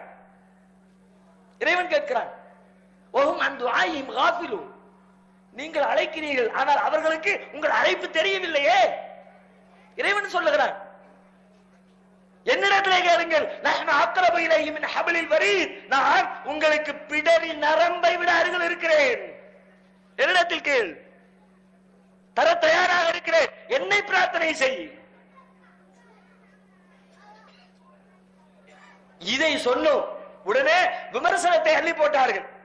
அடிச்சு பார்த்து வேலைக்கு அவள கொள்கையை தப்பாக காட்டுவோம், சம்பந்தப்பட்டவன் அவதூறு சொல்லுவோம். என்ன சொல்லுவோம்? பார்த்தீர்களா, நம்முடைய அவுலியாக்களை, நம்முடைய மகான்களை இவர்கள் திட்டுகிறார்கள். அவுலியாட்ட கேட்காத அப்படின்னா அவுலியா திட்டுற அர்த்தமா? அது எப்படி திட்டுவதாக ஆகும்? நீங்க சொல்ல போனா அவுலியாவை மதிக்கிற விதமே அதுதான். ஏன்? உங்க தகப்பனார் இருக்கிறார், தகப்பனாரை மதிக்கணும். தகப்பனாருக்கு கணக்கே தெரியாது. 1000 பேர் உட்கார்ந்து இருக்க இடத்துல, வாப்பா எனக்கு இந்த கணக்கு பாடத்தை சொல்லித்தா அப்படின்னா பேந்த பேர்னு முடிப்பார். நீ அவருக்கு செய்ய மரியாதையா இது? ஏன்னா அவருக்கு தான் கணக்கு தெரியாத, நீ அவர்கிட்ட போய் கேட்ட, கணக்கு தெரிஞ்சவர்கிட்ட கேட்க வேண்டியதானே. எது மரியாதை? கேட்காமல் இருப்பது தந்தைக்கு மரியாதை. ஏன்? அவருக்கு கணக்கு தெரியாதுப்பா, தெரியாது அவர்கிட்ட கேட்டு, தெரியாதுன்னு மக்களுக்கு வெளிச்சமாகி அவர் அசிங்கப்படுறதை விட அவர்கிட்ட கேட்காம விட்டு. ஒருவனால் இயலாததை ஒருவனிடத்திலே கேட்டால் அவனால் கொடுக்க முடியாது, இறுதியில் அவன் துன்பமடைவானே. உலகத்துல விமர்சனங்களை அள்ளி போடுறாங்க. எப்படி? நாம அவுலியாட்ட கேட்காதுன்னு உடனே அவுலியாவை திட்டுறான். தர்காவுக்கு போகாத அவுலியாவை திட்டுறான். நிஜமா அவுலியாவை திட்டினோமா? முன்னோர்கள் மீது மரியாதை வைப்பது இயற்கையில எல்லா மனிதனுக்கும் விரும்பத்தகுந்ததாக இருக்கிறது. எல்லா மனுஷனும் விரும்புவோம். நம்முடைய முன்னோர் சாதாரணமா தகப்பனை பத்தி பேசும்போது இல்லாத உணர்ச்சி கூட தாத்தா பாட்டா முப்பாட்டனை பத்தி பேசும்போது நம்ம பொங்கி வழி பார்த்திருக்கீங்களா? இல்லாத பொல்லாத கதையெல்லாம் அப்பனை விட பாட்டம் பேர்ல ரொம்ப கட்டுவான். நம்ம சாதாரணமா நீங்க பேச்சு வழக்கிலே பார்க்கலாம். எங்க தாத்தாலாம் எப்படி இருந்தாருன்னா, அவர் அப்படி ஊரே கட்டி ஆண்டிருக்காரு, சோத்துக்கு பிச்சை எடுத்திருப்பாரு. பெரும்பாலும் அப்ப முப்பாட்டனை பத்தி பேசுற ஆட்கள் பாருங்களேன், எதுவுமே தெரியாது, சும்மா நாத்துக்கு அடிச்சு விடுறது. இந்த ஏரியாவுக்கு அவர் தான் கலெக்டரா இருந்தார். அப்ப கலெக்டர்னு ஒரு பொறுப்பே இருந்திருக்காரு, அப்படி ஒரு அதிகாரமே உலகத்தில் இருந்திருக்காரு. திருவாரூர் மாவட்டத்தையே கையில வச்சு ஆத்தினார்ல, இவன் போய் பரிசீலிக்க முடியுமா? ஆதாரம் கிடைக்குமா? பதில் சொல்லுவானா? எதிர்வாதம் வைப்பானா? அப்படியான்னு கேட்டுட்டு போயிருவான். இயற்கையில தன்னுடைய முன்னோர்களை பற்றி பேசும் பொழுது கூடுதல் குறைவாக பேசுகிற அந்த எண்ணம் எல்லாத்தையுமே இருக்கு. இப்போ முன்னோர்கள், அவங்க பெரிய முன்னோர்கள், ரொம்ப நல்லவர்கள் சொல்லப்பட்டிருச்சு. யாரையெல்லாம் அவுலியாக்கள் என்று சொல்லி தர்கா கட்டி வைத்திருக்கிறார்களோ மகான்கள் என்று அழைக்கிறார்களோ அவர்களை பார்த்து என்ன சொல்லப்பட்டிருக்கிறது? ரொம்ப நல்லடியார்கள், அல்லாஹ்விற்கு வேண்டப்பட்டவர்கள், இபாதத்திலே மூழ்கியவர்கள், இஸ்லாத்திலே கரைந்து போனவர்கள் என்று சொல்லப்பட்ட அவர்களின் முன்னோர்களை பார்த்து அவர்களிடத்திலே கேட்காதன்னு சொன்ன உடனே ஏதோ அவர்களை திட்டுவதாக எண்ணிக்கொண்டு திட்டுகிறார்கள், பேசுகிறார்கள். யாரை பேசுகிறோம்? உங்களை பேசுகிறோம், அவர்களை பேசவில்லை. அவர்கள் யார் எங்களுக்கு தெரியாது. இறைவன் என்ன சொல்லுகிறார்? தில்க உம்மத்துன் கத் கலத், அவர்கள் சென்று விட்ட சமுதாயம், லஹா மா கஸபத், அவர்கள் செய்தது அவர்களுக்கு, வலக்கும் மா கஸபத்தும், நீங்கள் செய்தது உங்களுக்கு, வலா துஸ்அலூன அம்மா கானூ யாமலூன், அவர்கள் செய்ததை பற்றி நீங்கள் கேட்கப்பட மாட்டீர்கள். நான் அவங்கள பத்தி பேசுறேன்? பேச வேண்டிய தேவை என்ன எனக்கு வந்துச்சு? குர்ஆன் சொல்லுச்சா? ஹதீஸ்ல சொல்லப்பட்டிருக்குதா? அவங்கள பேச திட்டுன்னு சொல்லப்பட்டிருக்குதா? அவங்கள்ட்ட கேட்காத இது எப்படி அவர்களை திட்டுவதாக ஆகும்? அவர்களுக்கு தர்கா கட்டாதே என்று சொல்வது எப்படி திட்டுவதாக ஆகும்? நபிகளார் தடுத்திருக்கிறார்கள் தர்கா கட்டுவதை. இறந்தவர்களை அடக்கம் செய்துவிட்டு அங்கே கட்டடங்களை உருவாக்குவதை நபிகளார் தடுத்தார்கள். கட்டப்பட்ட கபர்களை இடித்துவிடு என்று நபிகளார் கட்டளையிட்டார்கள். நபிகளார் இட்ட கட்டளையை கட்டுப்படுங்கள் என்று சொல்வது அவுலியாக்களை மகான்களை திட்டுவதாக ஆகுமா? அது மாத்திரமா? நீங்கள் கட்டி வைத்துக் கொண்டு செய்கிற வேலையாவது இஸ்லாத்திலே உடன்பாடா? தர்காக்களை கட்டி வைத்துக் கொண்டு அங்கே நீங்கள் செய்கிற காரியங்கள் என்ன? இபாதத்துகள் என்ன? நன்மைகளா? சமூகத்திற்கு மாற்றம் அளிக்கிற, விடுதலை தருகிற போராட்டங்களா? மக்களுக்கு விழிப்புணர்ச்சி ஊட்டுகிற சொற்பொழிவுகளா? என்ன செய்கிறீர்கள்? அங்கே கூடி நின்று கும்மாளம் அளிக்கிறீர்கள். அப்பொழுது நான் வந்தவுடனே என்னிடத்தில் ஒரு வீடியோ காட்டினார்கள். அடியக்கமங்கலத்திலே உள்ள கந்தூரி நிகழ்ச்சியுடைய குத்தாட்ட வீடியோ. நின்னுகிட்டு குதிக்கிறார் யூனிஃபார்மோட. போட போட கொட்டு அடிக்கிறவன் விட மாட்டேங்கிறான். அடி அடி. இவனுக்கு இருக்கிற போதைக்கு தகுந்த மாதிரி அவனால அடிக்க முடியல. அவனே ஏற்கனவே அடிச்சுட்டு தான் அடிப்பான். இருந்தாலும் மனுஷன் தானே, எவ்வளவு தூரம் தான் இழுத்து போட முடியும்? அடி போடு, இழுத்து போடு.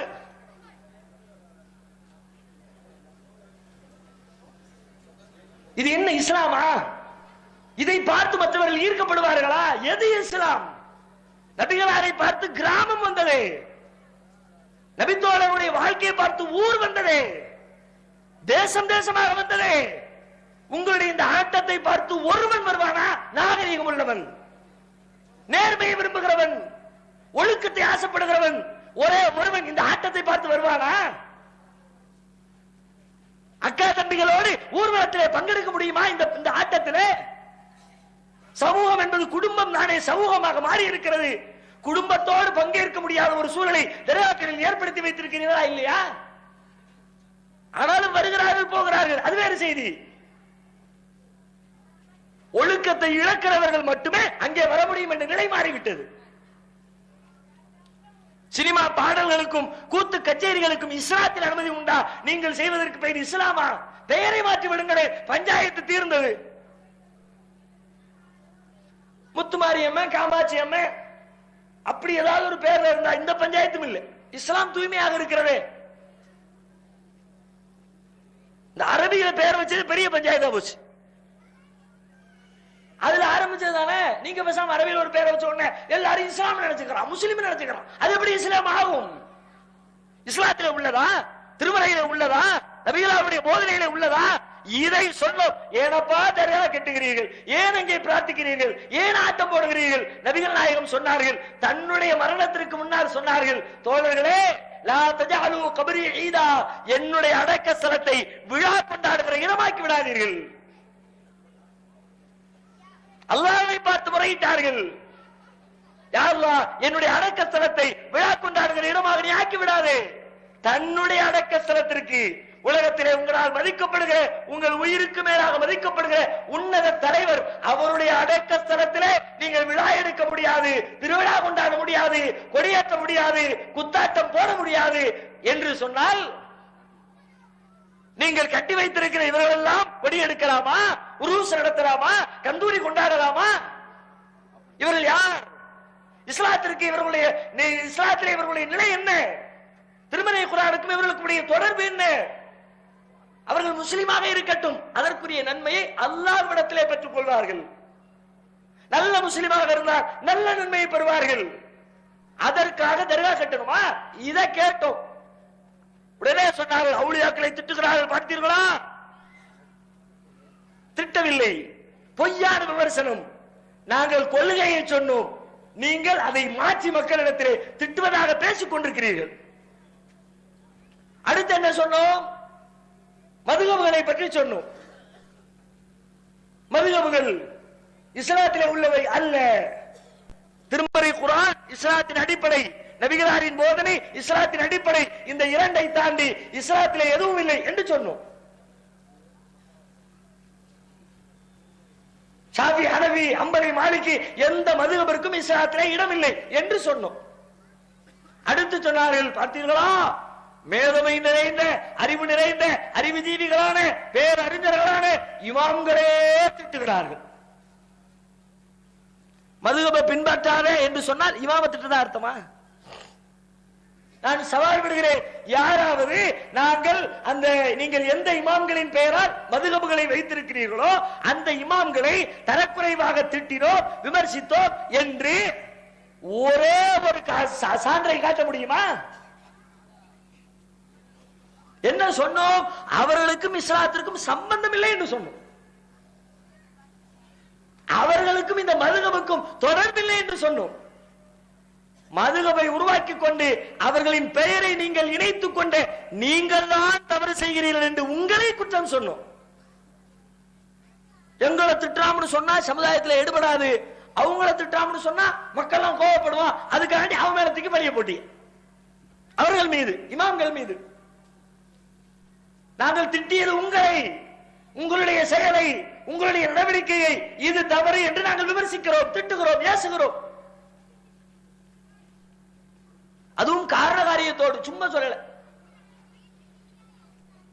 ஏன் முஹம்மது ரசூலுல்லாஹ் சொன்னீங்களே, முஹம்மது ரசூலுல்லாஹ் என்ன அர்த்தம்? முஹம்மது அவர்கள் அல்லாஹ்வின் தூதர் அப்படின்னா என்ன அர்த்தம்? நீங்கள் செய்கிற அனைத்து காரியங்களுக்கும் அவர்கள் தான் முன்மாதிரி. அவர்கள் எப்படி தொழுதார்களோ அப்படி நீங்கள் தொழ வேண்டும். அவர்கள் எப்படி நோன்பு இருந்தார்களோ அப்படி நீங்கள் நோன்பு இருக்க வேண்டும். அவர்கள் எப்படி திருமணம் செய்தார்களோ அப்படி நீங்கள் திருமணம் செய்ய வேண்டும். நபிகளார் முன்மாதிரி இருக்கிற பொழுது ஏன் உங்களுக்கு ஷாஃபி என்ற முன்மாதிரி, ஹனஃபி என்ற முன்மாதிரி, ஷாஃபி மதுஹப் என்ற முன்மாதிரி, ஹனஃபி மதுஹப் என்ற முன்மாதிரி ஏன் என்று கேள்வி எழுப்பினோம். இன்னும் சொன்னால் நாங்கள் என்ன சொல்கிறோமோ அதைத்தான் அந்த இமாம்களும் அன்றைக்கே சொன்னார்கள். ஒவ்வொரு இமாம்களுடைய நூலிலும் குறிப்பிடப்பட்டிருக்கிற ஒரு செய்தி, இதா ஸஹல் ஹதீஸு ஃபஹுவ மதுஹபி.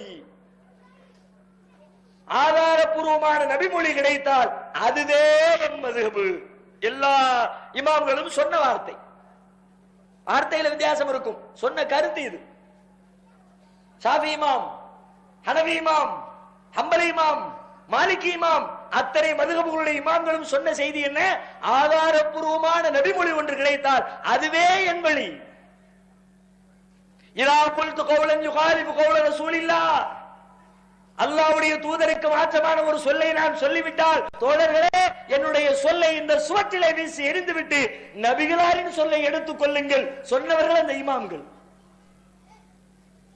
அவருடைய அறிவை குறைத்து மதிப்பிடுகிறோமா? அவருடைய சிந்தனையை குறைக்கிறோமா? அவருடைய உழைப்பை குறைத்து பேசுகிறோமா? இஸ்லாத்திற்காக அரும்பாடுபட்டார்கள், பல்வேறு விஷயங்களை ஆய்வு செய்தார்கள், தங்களால் இயன்ற மட்டும் மக்களுக்கு நல்லதை சொல்வதற்கு முயற்சி எடுத்தார்கள். ஆனால் நீங்கள் பின்பற்றுவது அவர்கள் பெயரால் உருவாக்கப்பட்ட ஒரு மதுஹபை. அவர்களால் அதை சொல்லவில்லை, செய்யவில்லை, அவர்களுக்கும் அதற்கும் சம்பந்தம் இல்லை. பின்னாடி வந்த யாரோ ஒருத்தர் எழுதின கதை. இன்னும் தெளிவாக சொல்வதாக இருந்தால், இஸ்லாத்தை அழிக்க நினைத்த யூதர்களால் செய்யப்பட்ட சதிதான் இந்த மதுஹப். அதை ஃபாலோ பண்ணிக்கிட்டு நம்மள யூத கை கூலிம்பாங்க. யூத வேலை என்ன? இஸ்லாத்துக்குள்ள நுழைஞ்சு இஸ்லாத்த மாதிரியே பேசுவான், இஸ்லாத்துல இல்லாததை பேசுவான். அவன் டெக்னிக்கே அப்படிதான், எப்போதுமே எதிர்த்து நின்று அடிக்க மாட்டான். அணைச்சு அழைக்கிறது யூதனுடைய வழிமுறை. நல்லவனை போன்று நடித்து அழைப்பது யூதனின் வழிமுறை. மார்க்கத்தை சொல்லுவதை போல நடித்து உங்களை அழித்திருக்கிறார்கள் யூதர்கள் மதுகுபனின் பெயரால்.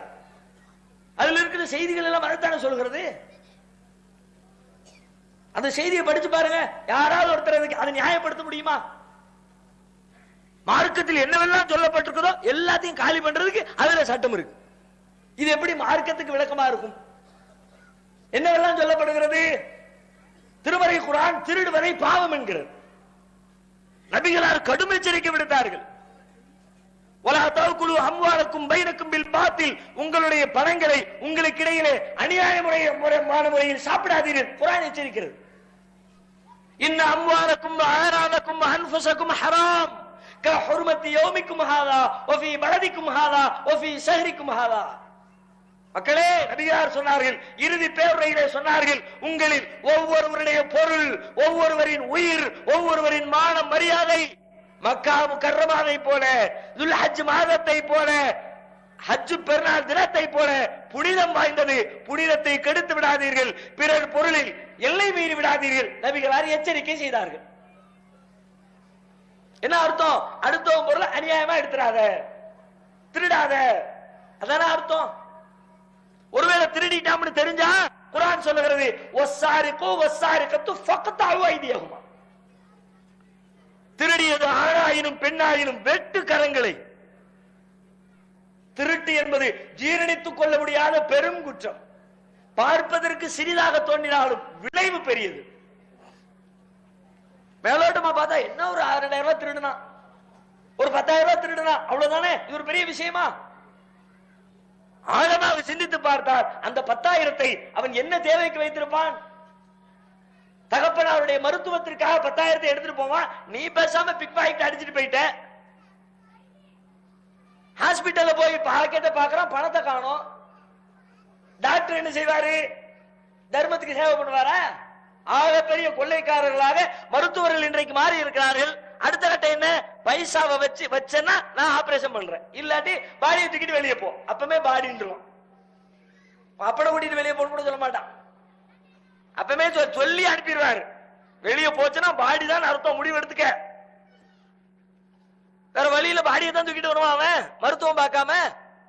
மேலோட்டமாக பார்த்தால் 10,000 ரூபாய் திருடி இருக்கிறார். ஆழமாக சிந்தித்து பார்த்தால் அதனால் அவனை பெற்ற தகப்பனுக்கு மருத்துவம் செய்ய முடியாமல் தகப்பனை பறிகொடுத்திருக்கிறாரே, சாதாரணமான குற்றமா?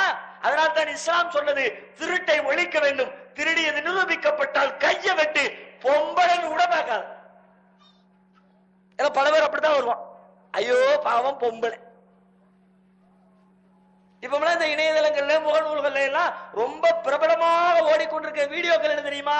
பொம்பளைங்க திருடுற திருட்டு தான். பெரிய பெரிய சூட் கேஸையே தூக்கி காலுக்குள்ள ஒழிச்சு வச்சுட்டு போய்கிட்டு இருக்குதுவா. எல்லாம் வீடியோல போட்டு கிழிச்சுட்டு இருக்கானுவா, ரகசிய கேமராவில் எடுத்து. எப்படா வைக்கிறான் உள்ள அவ்வளவு தூரம் செட்டப்போட வந்து. இஸ்லாம் சொல்ல இறக்கப்படாத பெண்ணுக்கு இறக்கப்படணும். எதுல இறக்கப்படணும்? அதுல இறக்கப்படும். திருடிட்டா பொம்பளைன்னு பார்க்காத, வெட்டு கைய. இந்த அளவுக்கு திருட்டுக்கு எதிராக இஸ்லாம் யுத்த பிரகடனம் செய்கிறது. மதுகபு சொல்கிறது, திருட வேண்டும் என்ற விருப்பமா? ஒன்னும் கவலைப்படாத, ஏன் ரூட்டுக்கு வா, ஒன்ன நான் கைய வெட்டாம பாதுகாக்கிறேன். எப்படிப்பா கைய வெட்டாம பாதுகாப்ப? வா, வழி சொல்லி தர்றேன். ஒரு வீட்டுல போய் திருட போறதா இருந்தா ஒத்தேர திருடாத மாட்டிக்குவேன். 2 பேரா சேர்ந்து வா, உனக்கு நான் ஐடியா சொல்றேன். என்ன ஐடியா? மதுகபு சொல்றார். ஹிதாயன்னு நினைக்கிறேன். ஹனபி மதுகபுடைய நூல் தான் அனைமாதிரி ஹிதாயாவாக இருக்க வேண்டும். அவரு சொல்றார், 2 பேர் வா, ஒருத்தன் வீட்டுக்குள்ள போயிரு, இன்னொருத்தன் வெளியே நில்லு திருடுறதுக்கு. ஏன் 2 பேர் போனா என்ன? மேட்ரு இருக்கு, ஒருத்தன் நில்லு வெளியே. நீ எதுக்கு தேவையில்லாம குறு கேள்வி கேட்கிற? உள்ள போ. ஒருத்தன் உள்ள போனியா, திருட்டு பைய திருடி வெளியில சமானோட வந்துடாத, உள்ள இருந்து அப்படியே தூக்கி வெளியே போடு. சைடுல திண்டு இருக்குது, சின்ன சோறு இருந்துச்சுன்னா அங்க சோத்துக்கு அந்த பக்கம் இருந்து தூக்கி சோத்துக்கு இந்த பக்கம் போட்டு. போட்டுட்டியா? போட்டு சாமான போட வேண்டிய சாமான பூரா போடு. போட்ட பிறகு வெறுமனே வெளியே வந்துரு. வெளியில நிக்கிற நீ என்ன பண்ணு? அவன் அள்ளி போட்ட சாமான பூரா முடிச்சு கட்டி தோல்ல தூக்கி வச்சுட்டு எஸ்கேப் ஆயிரு. அதுக்கப்புறம் எங்கேயாவது போய் வாங்க வைக்கிற வேலையை நீ பாத்துக்க. சத்திரஞ்சாவடியில போய் உட்கார்ந்து உனக்கு எவ்வளவு எனக்கு எவ்வளவு அந்த பேச்சுவார்த்தையை நீ முடிச்சுக்க. இப்படி நீ திருடினால் உன் கைகள் பாதுகாக்கப்படும். அது விடுப்பா, நாங்க திருடுனதை கண்டுபிடிச்சா வெட்டி விடுவாங்களே, பிரச்சனை இல்லை, நான் வைக்கிற வாதம் என்கிட்ட பதில் சொல்ல ஒருத்தன, என்ன திருடுனான்னு கைய வெட்டணும்ல, என்னத்தை திருடுனான்னு சொல்லுவா. இவன் வீட்டுக்குள்ள போனான், வெறுங்கையோட போனான், வீட்டுக்குள்ள இருந்து வெளியே வந்தான், வெறுங்கையோட வெளியே வந்தான், கையில ஒண்ணுமே கொண்டு வரல, ஒண்ணுமே எடுத்துட்டு வராதவன் எப்படி திருட? திருட இல்ல, அவங்க வெட்டாத. அப்ப அவன் எடுத்துட்டு போனானே, அவன் ரோட்ல கிடந்து எடுத்துட்டு போனான், அவங்க எப்படி வெட்டுவ? அப்ப அவங்க விட்டாத. ஓவர், ஜட்ஜ்மெண்ட் க்ளோஸ், கையெழுத்து போட்டு பேனா உடைச்சு அனுப்பி விட வேண்டியதான். உன் வீட்டுல வந்து திருடும் போது இந்த ஜட்ஜ்மெண்ட் பண்ணு. ஹனபி மதுஹப் இமாம் வீட்டுல திருடிட்டு போங்க, 2 பேர் போய் திருடும் போது ஹனபி இமாம் சொல்லுவாரா? இந்த பள்ளி ஹனபி மதுஹபுக்கு சொந்தமான பள்ளி அப்படின்னு ஒட்டை இடத்துல எழுதி வச்சுக்கிட்டு ஹனபி மதுஹப் அடிப்படையில் இங்க தொழுகை நடக்கும் அப்படின்னு ஆதிக்கம் பண்ணுகிற இமாம்களை பார்த்து கேட்கிறேன், உங்கள் இல்லங்களில் இப்படி ஒரு திருட்டு நடைபெற்றால் இதை நீங்கள் அங்கீகரிப்பீர்களா?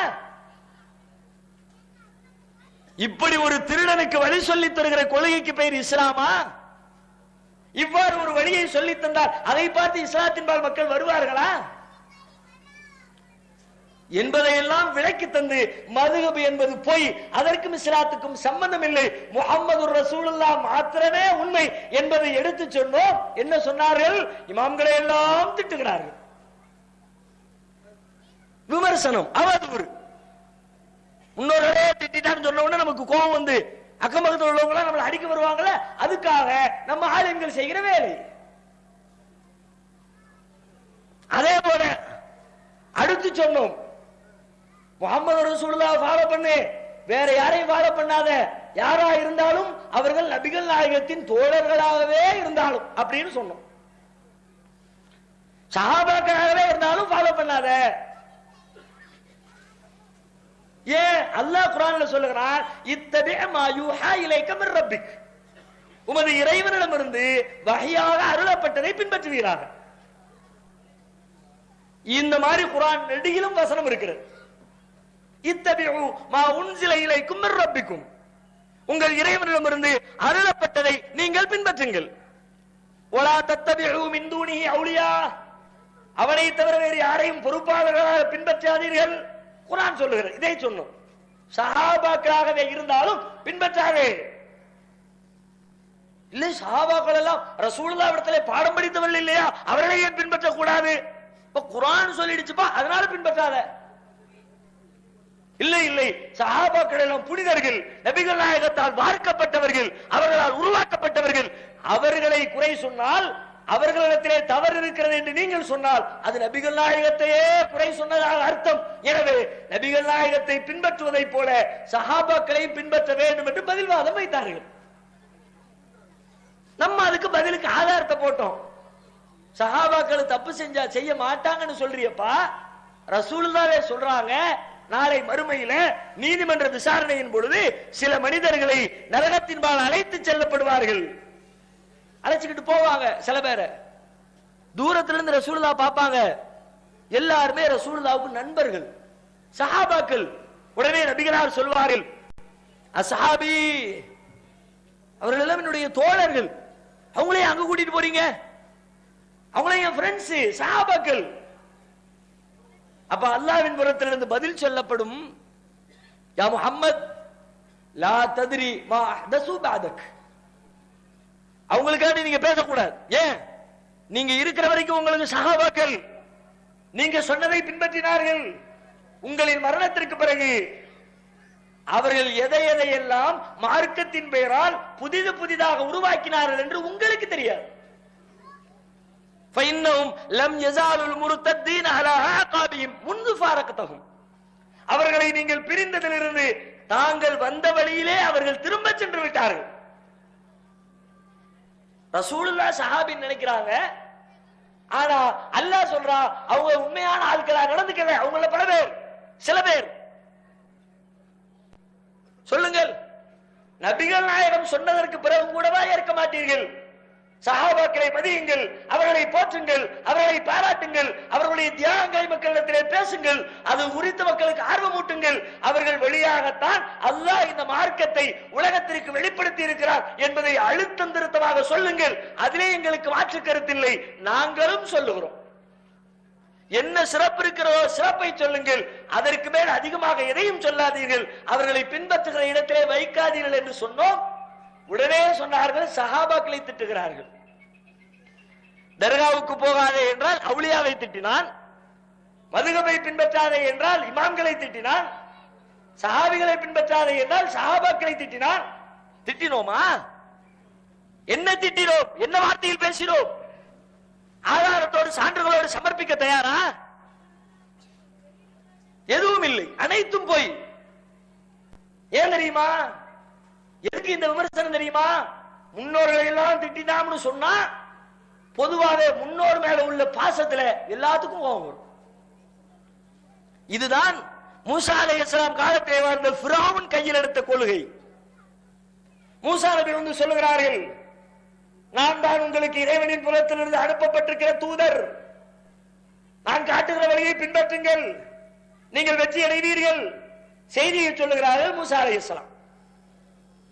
ஃபிரௌன் பார்க்கிறான், இந்த ஆளு சொல்றதை கேட்டுட்டு எல்லா பேரும் அந்த பக்கம் தலையாட்டிடுவோம் போல இருக்க, விடக்கூடாத. என்ன பண்றது? டைவர்ட் பண்ணுவோம். மக்களை இவர்களுக்கு எதிராக, மூசாவிற்கும் ஹாரூனுக்கும் எதிராக மக்களை திருப்புவோம் என்று ஒரு முடிவெடுக்கிறான். முடிவெடுத்துட்டு கேட்கிறான், சரிப்பா நாங்கெல்லாம் ஓகே, நேரான வழியில இல்ல, இதை ஃபாலோ பண்ணாததுனால சொர்க்கம் போயிருவோம் என்று சொன்னால் முன்னோர்களுடைய நிலை என்ன? எதுக்கு இந்த கேள்வி போடுறான்? மூசா நபி, யாரு செஞ்சா என்னையா? தப்பு தப்பு தாயா. நீ வணங்கினால், நீ சிலை வணங்கினாலும் நரகம் தான், உங்க அப்பம்பாட்ட சிலை வணங்கினால் நரகம் தான் அப்படின்னு பதில சொல்லுவாரு. சொன்ன உடனே எதிரி நம்ம பக்கத்துல இருக்கிற மக்கள் எல்லாம் நம்ம அப்பம்பாட்டனே அவன் குறை சொல்றானா, விடக்கூடாதுடா அப்படின்னு சண்டைக்கு வருவான். அந்த சண்டையை உண்டாக்குறதுக்காக ஃபிரௌன் கேட்கிற கேள்வி இது. அப்ப முன்னோர்களுடைய நிலை. மூசா அலைஹிஸ்ஸலாம் பதில் சொல்லுகிறார்கள், அற்புதமான பதில். அந்த சபையிலே அவர்கள் தப்பித்துக் கொள்ளுகிற பதிலும் கூட உண்மையான பதிலும் கூட. மூசா நபி சொல்லுகிறார்கள், இல்முஹா இன்த ரப்பி ஃபீ கிதாப் லா யலில்லு ரப்பி வலா யன்சா. அது பற்றிய ஞானம் என் இறைவனின் பதிவேட்டிலே இருக்கிறது. அவன் வழி தவறவும் மாட்டான், அவன் எதையும் மறக்கவும் மாட்டான். என்ன அர்த்தம்? அதை பத்தி நான் பேச வரலப்பா, அதை அல்லாஹ் பாத்துக்குவான். நான் ஓமேற்ற பேச வந்திருக்கேன். நம்ம ரெண்டு பேருக்கு உள்ள பிரச்சனையை பேசு, ஏன் அப்பம் பாட்டனை இழுக்கிற, அதை விடு அப்படின்னு மூசா நபி. அதே வழியை இன்றைக்கு கடைபிடிக்கிறார்கள். அடித்தார்கள், உதைத்தார்கள், ஊர் விளைக்கிறார்கள், அச்சுறுத்தினார்கள், மிரட்டினார்கள், சிறையில் அடித்து கொடுமைப்படுத்துகிற வேலைகள் எல்லாம் ஈடுபட்டார்கள். அத்தனை ஆயுதங்களும் பறிக்கப்பட்டதற்கு பிறகு நம்முடைய கொள்கை, நம்முடைய பேச்சு, நம்முடைய வழிமுறை, நம்முடைய பிரச்சாரம் தவறு என்று காட்டுவதற்காக இப்பொழுது எடுத்திருப்பது விமர்சனங்கள், குற்றச்சாட்டுகள், அவதூறுகள். ஆனால் அல்லாஹ்வின் அளப்பெரும் கிருபையினால் அவர்கள் வைக்கிற அவதூறுகளை கூட இந்த சமுதாயம் அதன் உண்மை நிலையை ஒவ்வொரு நாளும் விளங்குகிறது. பொய்யான குற்றச்சாட்டுகளை தான் அவர்கள் முன்வைக்கிறார்கள் என்பதை பொதுமக்கள் அனைவரும் ஒவ்வொரு நாளும் விளங்கி விளங்கி விளங்கி அவர்களுடைய அவதூறுகளில் இருந்து விடுபட்டு வெளியில் வந்து கொண்டே இருக்கிறார்கள். ஏகத்துவத்தின்பால் அவர்கள் நுழைந்து கொண்டே இருக்கிறார்கள். அதற்கு ஒரு சாட்சிதான் இங்கே நடைபெற்றுக் கொண்டிருக்கிற இந்த பொதுக்கூட்டம். இதற்கு முன்னால் ஒரு கூட்டம் நடத்துவதற்கு எத்தனை தடை. இதே போல ஒரு 2-3 ஆண்டுகளுக்கு முன்னால் நான் வந்து ஆற்றிய ஒரு உரை நிகழ்த்துவதற்காக ஏற்பாடு செய்யப்பட்டிருந்த ஒரு பொதுக்கூட்டம் இந்த இடத்திலே போட முயற்சித்தோம். அன்றைக்கு தோல்வி, முடியவில்லை, தடை, முடியாது, இங்கே பொதுக்கூட்டம் நடத்த அனுமதி கிடையாது என்று அத்தனை பேரும் மறுத்தார்கள். இயலாமையினால் இங்கிருந்து கூட்டத்தை வேறு இடத்திற்கு மாற்றினோம். 3 ஆண்டுகள் கழியவில்லை. அல்லாஹ் ரப்பல் ஆலமீன் அன்றைக்கு மறுக்கப்பட்ட உரிமையை இன்றைக்கு பெற்றிருக்கிறோம். என்ன ஆச்சு? என்ன நடந்துருச்சு? யோசித்து பாருங்கள். அந்த வகையில் இங்கே அடியக்கமங்கலத்தில் இந்த ஏகத்துவத்தின் வளர்ச்சியை பார்த்து பொறுக்க முடியாதவர்கள், நம்மோடு பலகாலம் பணியாற்றி விட்டு பிரிந்தவர்கள், பிரிக்கப்பட்டவர்கள். இங்கே வைக்கிற விமர்சனங்கள் முக்கியத்துவம் வாய்ந்தது. இங்க என்ன விமர்சனம்? இதெல்லாம் எல்லா பக்கங்களும் வைக்கிற விமர்சனம். அவுலியாவை திட்டுறான், இமாம திட்டுறான், சஹாபியை திட்டுறான். இது ஊரெல்லாம் வைக்கிற விமர்சனம். எங்க போனாலும் சொல்வார்கள். இங்க என்ன? இங்கே வைக்கப்படுகிற விமர்சனம், இவர்கள் கொள்கைவாதிகள் அல்ல, காசு பணத்திற்கு ஆசைப்படுகிற, பணத்திற்காக வேண்டி வேலை செய்கிற கூட்டம், சொத்துவத்துக்களுக்காக வேலை செய்கிற கூட்டம். நம் மீது குற்றச்சாட்டு சொல்லுகிறவர்கள் ஒரு நிமிடம் தங்கள் நெஞ்சில் கை வைத்து சிந்திக்கட்டும். உங்களின் கேள்விகள் அல்லாஹ்விடத்திலே பதிவு செய்யப்படுகிறது என்பதை நினைவிலே வைத்து உங்கள் வார்த்தைகளை நீங்கள் வெளிப்படுத்த வேண்டும். லா யல்ஃபிதுஹா மின் கௌலின் இல்லா லதைஹி ரகீபுன் அதீத். ரகீப், அதீத் என்ற இருவருடைய பதிவுகள், பதிவேடுகளில் பதிவு செய்யப்படாமல் எந்த மனிதனும் எந்த சொல்லையும் சொல்ல முடியாது. குர்ஆன் சொல்லுகிறது. எந்த வார்த்தையும் ஒன்னு வலதுபுறத்து மலக்கு பதிவு செய்வார் அல்லது இடதுபுறத்து மலக்கு பதிவு செய்வார். காசுக்காக வேண்டி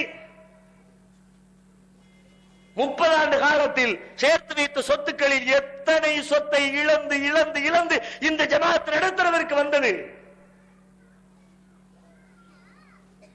ஆரம்பத்திலே ஜாக்கிலே இருந்தோமே, அங்கில்லாத சொத்தா?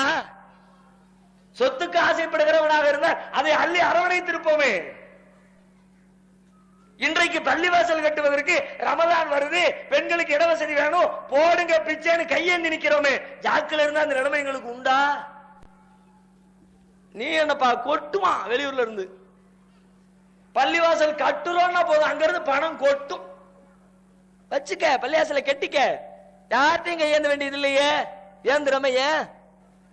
பணத்திற்கு ஆசைப்பட்டவர்களாக, சொத்துக்கு ஆசைப்பட்டவர்களாக இருந்திருந்தால் என்ன செஞ்சிருப்போம்? அதோட சேர்ந்து இருந்திருப்போம்.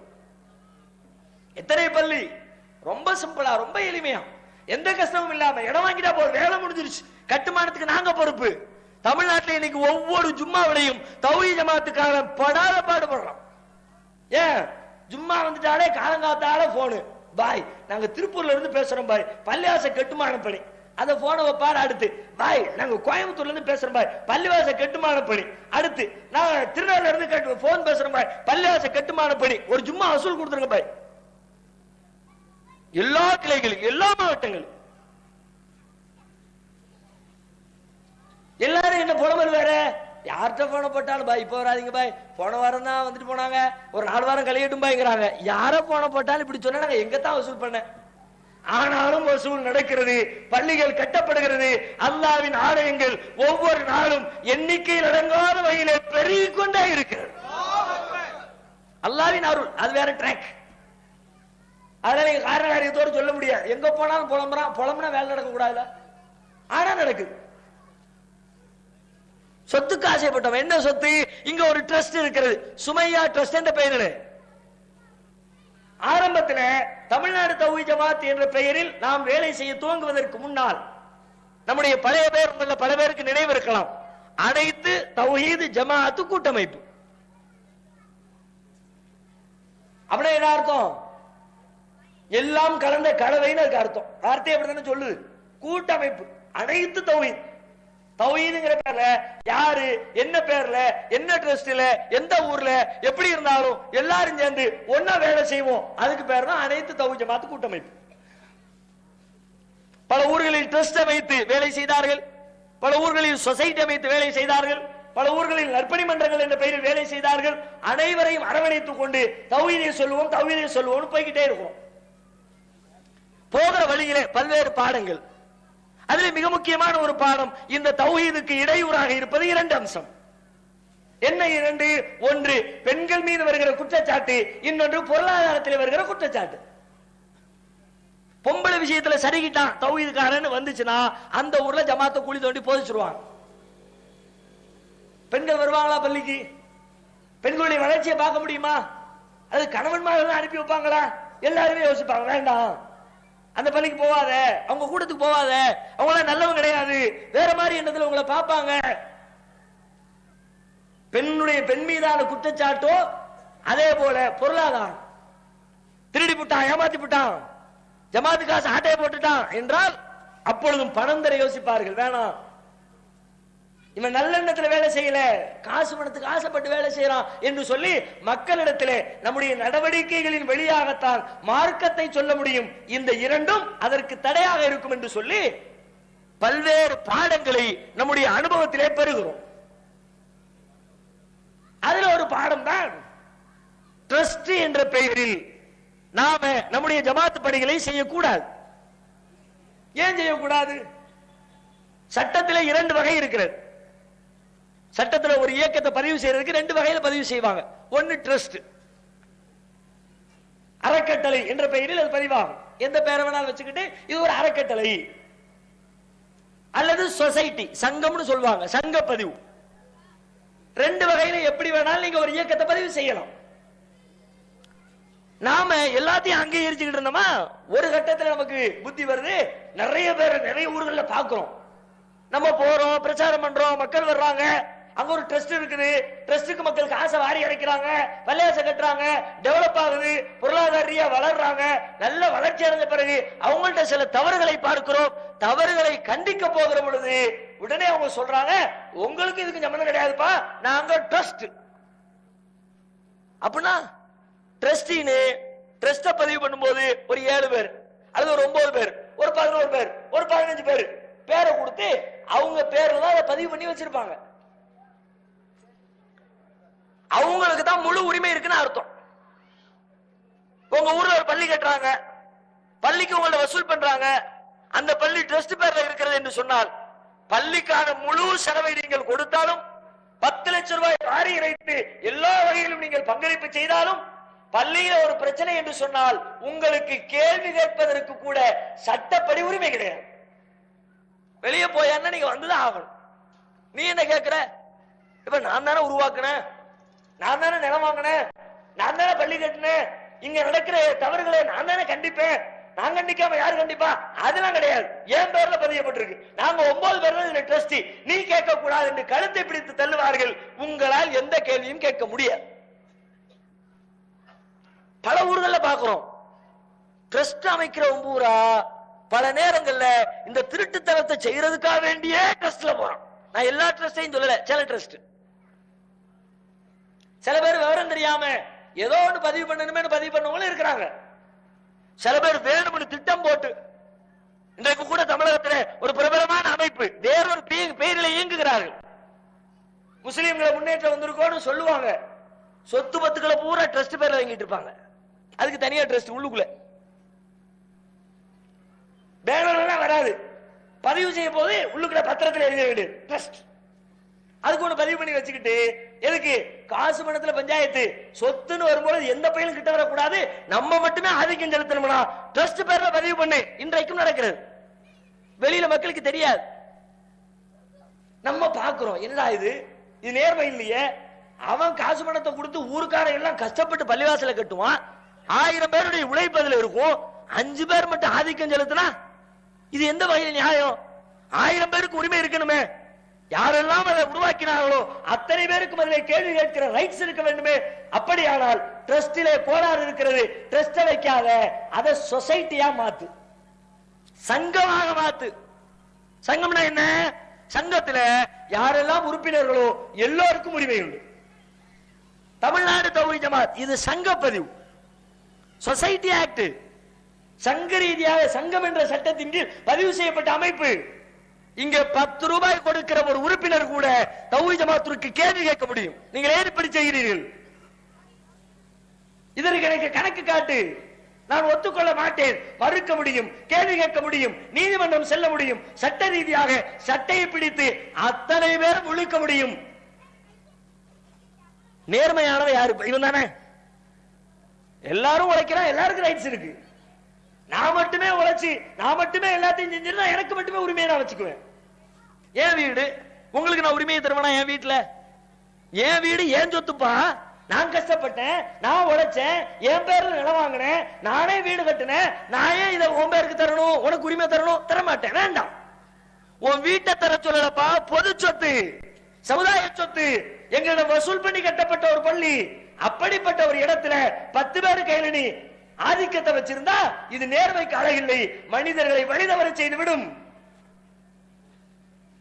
நம்ம தௌஹீத் பேசிக்கிட்டே இருப்போம். திடீர்னு அந்த ட்ரஸ்டில இருக்கிற ஒரு 4 பேரு தௌஹீதுக்கு எதிராக போகிறார்கள், அல்லது தௌஹீதை வச்சு நம்ம லாபம் அடைய முடியல, எனவே வேற மாதிரி இல்லீகல் ரூட்ல போவோம் என்று ஒரு 4 பேர் போக நினைத்தால் 10 பேர் இருக்க இடத்துல ஒரு 6 பேர் போயிட்டான்னு வச்சுக்குவோம், முடிஞ்சிச்சு. மெஜாரிட்டி அவங்க சொன்னதுதான் சட்டம். 1000 பேர் ஊருக்குள்ள இருக்கிறான், 5 பேர் தீர்மானிக்கிறான் இந்த சொத்து எந்த வழியில் செல்ல வேண்டும். பல இடங்களில் தௌஹீதுக்காக, தௌஹீதை சொல்வதற்காக லா இலாஹ இல்லல்லாஹ் முஹம்மதுர் ரசூலுல்லாஹ் என்ற கலிமாவை உரத்து சொல்வதற்காக உருவாக்கப்பட்ட பல்வேறு கூடங்கள் ட்ரஸ்டின் பெயரால் அமைக்கப்பட்டு ட்ரஸ்டிகள் வெளிதவறி இன்றைக்கு மாற்று கொலையின் கூடாரங்களாக மாறி போயிருக்கிறது. உங்கள் ஊர் கூட அதில் விதிவிலக்கு அல்ல, உருவாகியது அப்படித்தான். உங்க ஊர் ட்ரஸ்ட் உருவாக்கப்பட்டது, உருவாக்கிய விதம், அதற்காக பங்களித்தவர்கள் எல்லாம் தௌஹீத். இன்றைக்கு பெயரிலே தௌஹீத் இருக்கிறது, செயலிலே அனைத்து தௌஹீதுகளும் வெளியேறிக் கொண்டே இருக்கிறது. இன்னைக்கு நடக்குது. ட்ரஸ்டிகளில் ஒருவர் இருக்கிறார், பள்ளியிலே அவர் மெம்பராக இருக்கிறார், நிர்வாகியாக இருக்கிறார். அவர் ட்ரஸ்டி, அவர் போய் என்ன வேலை செய்யறார் தெரியுமா? மௌலூதுக்கு வசூல் பண்றார். தௌஹீத், தௌஹீதுக்காக உருவாக்குற ட்ரஸ்ட் இல்லையா? எப்படி கடைபிடிக்கிறார் தௌஹீத? மௌலூது நிகழ்ச்சி, மௌலூது சாப்பாடு. அவர் போறதுக்கு முந்தி கூட ஏதோ ஒண்ணுகத்த வகையில் ஓட்டிக்கிட்டு இருந்தவங்க இப்ப தௌஹீதுக்காரர் போயிருக்கிறார்ல, தௌஹீது ட்ரஸ்டுக்காரர் போயிருக்கிறார்ல, ஜாம் ஜாம்னு மௌலூது கொண்டாடுறாங்க. சாப்பாடு என்ன, விருந்து வைபவம் என்ன போட்டு தாக்குறார் தௌஹீத். நபி வழி அடிப்படையிலே நாங்கள் திருமணம் செய்ய போகிறோம் என்று அனுமதி கேட்டால் அதற்கு முன்னால் இருந்த எதிர்ப்பை விட இப்பொழுது பல மடங்கு எதிர்ப்பு. அது எப்படி நீங்க குத்துபா ஓதாம கல்யாணம் நடத்துவே? அது எப்படி நீ மாலை போடாம கல்யாணம் நடத்துவே? அது எப்படி நீ துவா ஓதாம கல்யாணம் நடத்துவே? அது எப்படி சுன்ன ஜமாத் ஆலிம்சா வந்து அல்பாத்தியா சொல்லாம கல்யாணம் நடத்துவே? உடமாட்டமிடான்னு சொல்லி இதே அடியக்க மங்கலத்திலே நபிவழி திருமணம் நடக்கிறது. எப்படி நடந்தது? கொடுமையிலும் கொடுமை. அதிரடிப்படையை அழைத்து வந்து பாதுகாப்பிற்காக நிறுத்தி வைத்து அந்த திருமணத்தை அல்லாஹ்வின் வல்லமையால் நடத்தி காட்டுகிற சூழல் ஏற்பட்டது. கல்யாணத்துக்கு ஏண்டா அதிரடிப்பட? எல்லாம் நம்ம ட்ரஸ்ட் நிர்வாகி செய்த கைங்கரியம் தான். விடமாட்டனே, எப்படி நடத்துறானோ பாப்போம். ராவோடு ராவா போய் எரிச்சு காலி பண்ணி விடுவோம்டா. சொல்லுகிறோம், அந்த தோழருக்கு சொல்லுகிறோம், எரியுங்கள், தீயிட்டு பொசுக்குங்கள், அதிகார பலத்தால் எங்களை அடக்க நினையுங்கள். அல்லாஹ்வின் வல்லமையால் நாங்கள் மீண்டும் வலம் வருவோம். இந்த தௌஹீதுக்கு பேசே அதுதானப்பா. புரிஞ்சிக்கவே மாட்டேங்கிறாங்களே. எங்களுக்கு உரமே அதுதானே. நீ சும்மா விட்டா நாங்க சாதாரணமா பேசிட்டு போயிருவோம்ல. எங்களை 2 முறுக்கும் போதானே கீ ஏறும். கீ கொடுத்தாச்சா வண்டி செல்ஃபி எடுக்கும்ல, கும்முன்னு கொடுங்க. நீங்க கொடுக்கறதெல்லாம் அதான் கீ, எங்களுக்கான பாஸ்வேர்ட். ஆகும் வண்டி வேகமா விளையாடும். ஏற்கனவே நடைபெற்ற கூட்டத்திலே கூட சொல்லியதாக நினைவு. என்ன சொல்லியதாக? இன்னைக்கு பிரச்சனை பண்ணிட்டீங்க, 2-3 வருஷத்துக்கு முந்தி நடந்துச்சு. எங்களுடைய விருப்பத்திற்கு எதிராக எந்த இடத்திலே போட்டு மக்களுக்கு சத்தியத்தை சொல்ல நினைக்கிறோமோ அங்கே உங்களுடைய ஆதிக்கத்தால், அதிகார பலத்தால் அதை தடுத்து வேறொரு இடத்திற்கு மாற்றம் செய்து விட்டீர்கள். கூடிய விரைவிலே இன்ஷா அல்லாஹ் அதே இடத்திலே எங்களுடைய பிரச்சாரம் முழங்கும் என்று சொன்னோம். நடந்ததா இல்லையா? நடந்து கொண்டிருக்கிறதா இல்லையா? அப்ப ட்ரஸ்ட்ங்கிற பேர்ல வழி தவறுவதற்கு, எல்லை மீறுவதற்கு, கொள்கை மாறுவதற்கு, பொருளாதாரத்தை 5 பேர் 10 பேர் மட்டுமே அமைத்துக் கொள்வதற்கு அதிக வாய்ப்பு இருக்கிறது. எனவே ட்ரஸ்ட் வேண்டாம் என்ற முடிவுக்கு நாம வந்தோம். பல ஊர்ல பார்த்துட்டோம்ல. அந்த முடிவுகளை எங்கெல்லாம் நமக்கு கீழே ட்ரஸ்ட் இருந்தாங்களோ எல்லாத்தையும் போய் சொன்னோம். வேணாம்பா, இந்த ட்ரஸ்ட் நல்லது இல்ல, நீ நல்ல எண்ணத்துல வச்சிருக்கிற, பல நேரத்துல அதுல கெட்டவங்க வந்து உட்கார்ந்துட்டு 5 பேர் 10 பேர்ல யாராவது ஒரு 4-5 பேர் மாறி போயிட்டாங்கன்னா மொத்தமும் மாறி போயிருது. அல்லாஹ்வுக்காக வேண்டி உருவாக்கப்பட்ட இந்த பள்ளி அடுத்தவர்களுடைய கொள்கை கூடாரமாக, கெட்டவர்களுடைய கூடாரமாக மாறிவிடக் கூடாது. எனவே இதனுடைய செட்டப்புகளை மாத்துங்கள், மக்களுக்கு உரிமையை கொடுங்கள். 5 பேர் வெளித வருவதை விட 50 பேர் வெளித வருவதற்கான வாய்ப்பு குறைவு. அதுக்காண்டி வெளித வர மாட்டாங்க அர்த்தம் இல்லை. ஊருக்குள்ள 50 பேர் இருக்கிறோம், நீங்க 5 பேர் இருக்கிறீங்க, வெளித வருவதற்கான வாய்ப்பு அதிகம் யாருக்கு? 5 பேரை விட 50 பேருக்கு குறைவு. எண்ணிக்கை நிறைய இருக்கிறான். எல்லாமே டக்குன்னு ஒரே நேரத்தில் சேர்ந்துட மாட்டாங்க, அங்கிட்டு இங்கிட்டு இழுப்பாங்க. ஓரளவிற்கு சத்திய கொள்கையிலே இந்த இடத்தை, இந்த சொத்து பத்துக்களை தக்க வைத்துக் கொள்ள முடியும். எனவே நீங்கள் அந்த ட்ரஸ்ட மாத்தி சொசைட்டிக்கு மாறுங்க, ஜமாத்திற்கு மாறுங்க, சங்கத்துக்கு மாறுங்க. இதுல என்ன தவறு? அதுதான் சொத்தை எழுதி கேட்டார்கள். ஊருக்குள்ள ஓடுதா அடியக்கமலத்துல அல்தாவி வந்தார், இரவோடு இரவாக சொத்தை எழுதி கேட்டார். நைட்டோட நைட்டா வந்து, ஏன்னா நைட்டோட நைட்டா வந்து ஒரு நல்ல காரியம் செய்யக்கூடாதா? நைட்டோட நைட்டா வந்து திருடிட்டு போயிட்டாம்னா சொல்லு, இரவோடு இரவா திருடுறவங்க கூட அப்பதான் வருவான், முதல்ல வரமாட்டான். அது கூட குறுக்கட்டத்தனம் தான் ஒரு வகையில. நைட்டோட நைட்டா வந்து இரவோடு இரவா வந்து சொத்தை எழுதி கேட்டேன். எங்க எழுதி கேட்டேன், என்னத்தை எழுதி கேட்டோம்? ஊர் உலகத்துல எங்களுக்கு சொத்தே இல்ல, நாங்க பிச்சை எடுத்து உட்கார்ந்து இருக்கிறோம், உன் சொத்தை வச்சுதான் நாங்க குடியிருக்கிற வீடு கட்ட போறோமா? எத்தனை லட்சம், எத்தனை கோடி? ஒவ்வொரு ஊரையும் போய் பார்.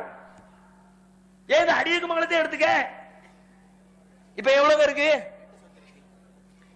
ஒண்ணு இல்லைங்க, அல்லாஹ்வின் கிருபையினால் 2 இடங்கள் வாங்கப்பட்டு 2 மர்கஸ்கள், ஒரு நூலகம் வேறு.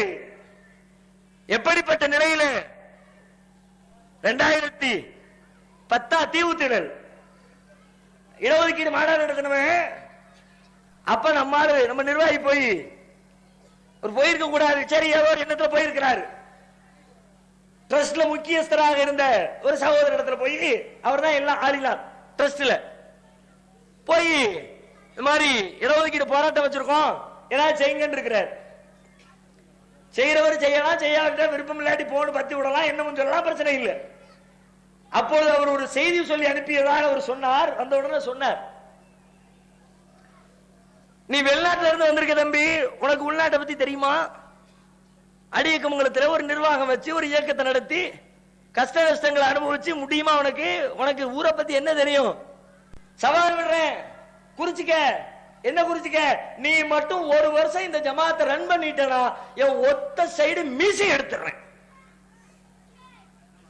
ஏப்பா அதை எடுத்து ஊருக்கெல்லாம் உலகத்துக்கெல்லாம் தானம் பண்ணி மக்களை பூரா டெவலப் பண்ணிடலாம் பாருங்க, ஒத்த சைடு மீசி எடுத்துறேன். 1 வருஷத்துக்கு ஒத்த சைடுனா இப்ப வருஷம் 4 வருஷம் ஆயிடுச்சு, 5 வருஷம் இருக்குமா? 5 வருஷம் ஆயிடுச்சு. இப்ப 5 சைடு மீசைக்கு எங்க போவ? அப்ப மீசை, தாடி, தலையில தொப்பி, இப்ப என்னெல்லாம் இருக்கோ எல்லாத்தையும் காலி பண்ண வேண்டியதான். என்ன வார்த்தை? ஏகத்துவம் உருவாக்குகிற வார்த்தையா? ஏகத்துவாதிகளிடத்தை வர வேண்டிய சொல்லா? இதற்கு பெயர் ஏகத்துவமா? இதற்காக நீங்கள் ட்ரஸ்ட் வைத்திருக்கிறீர்களா?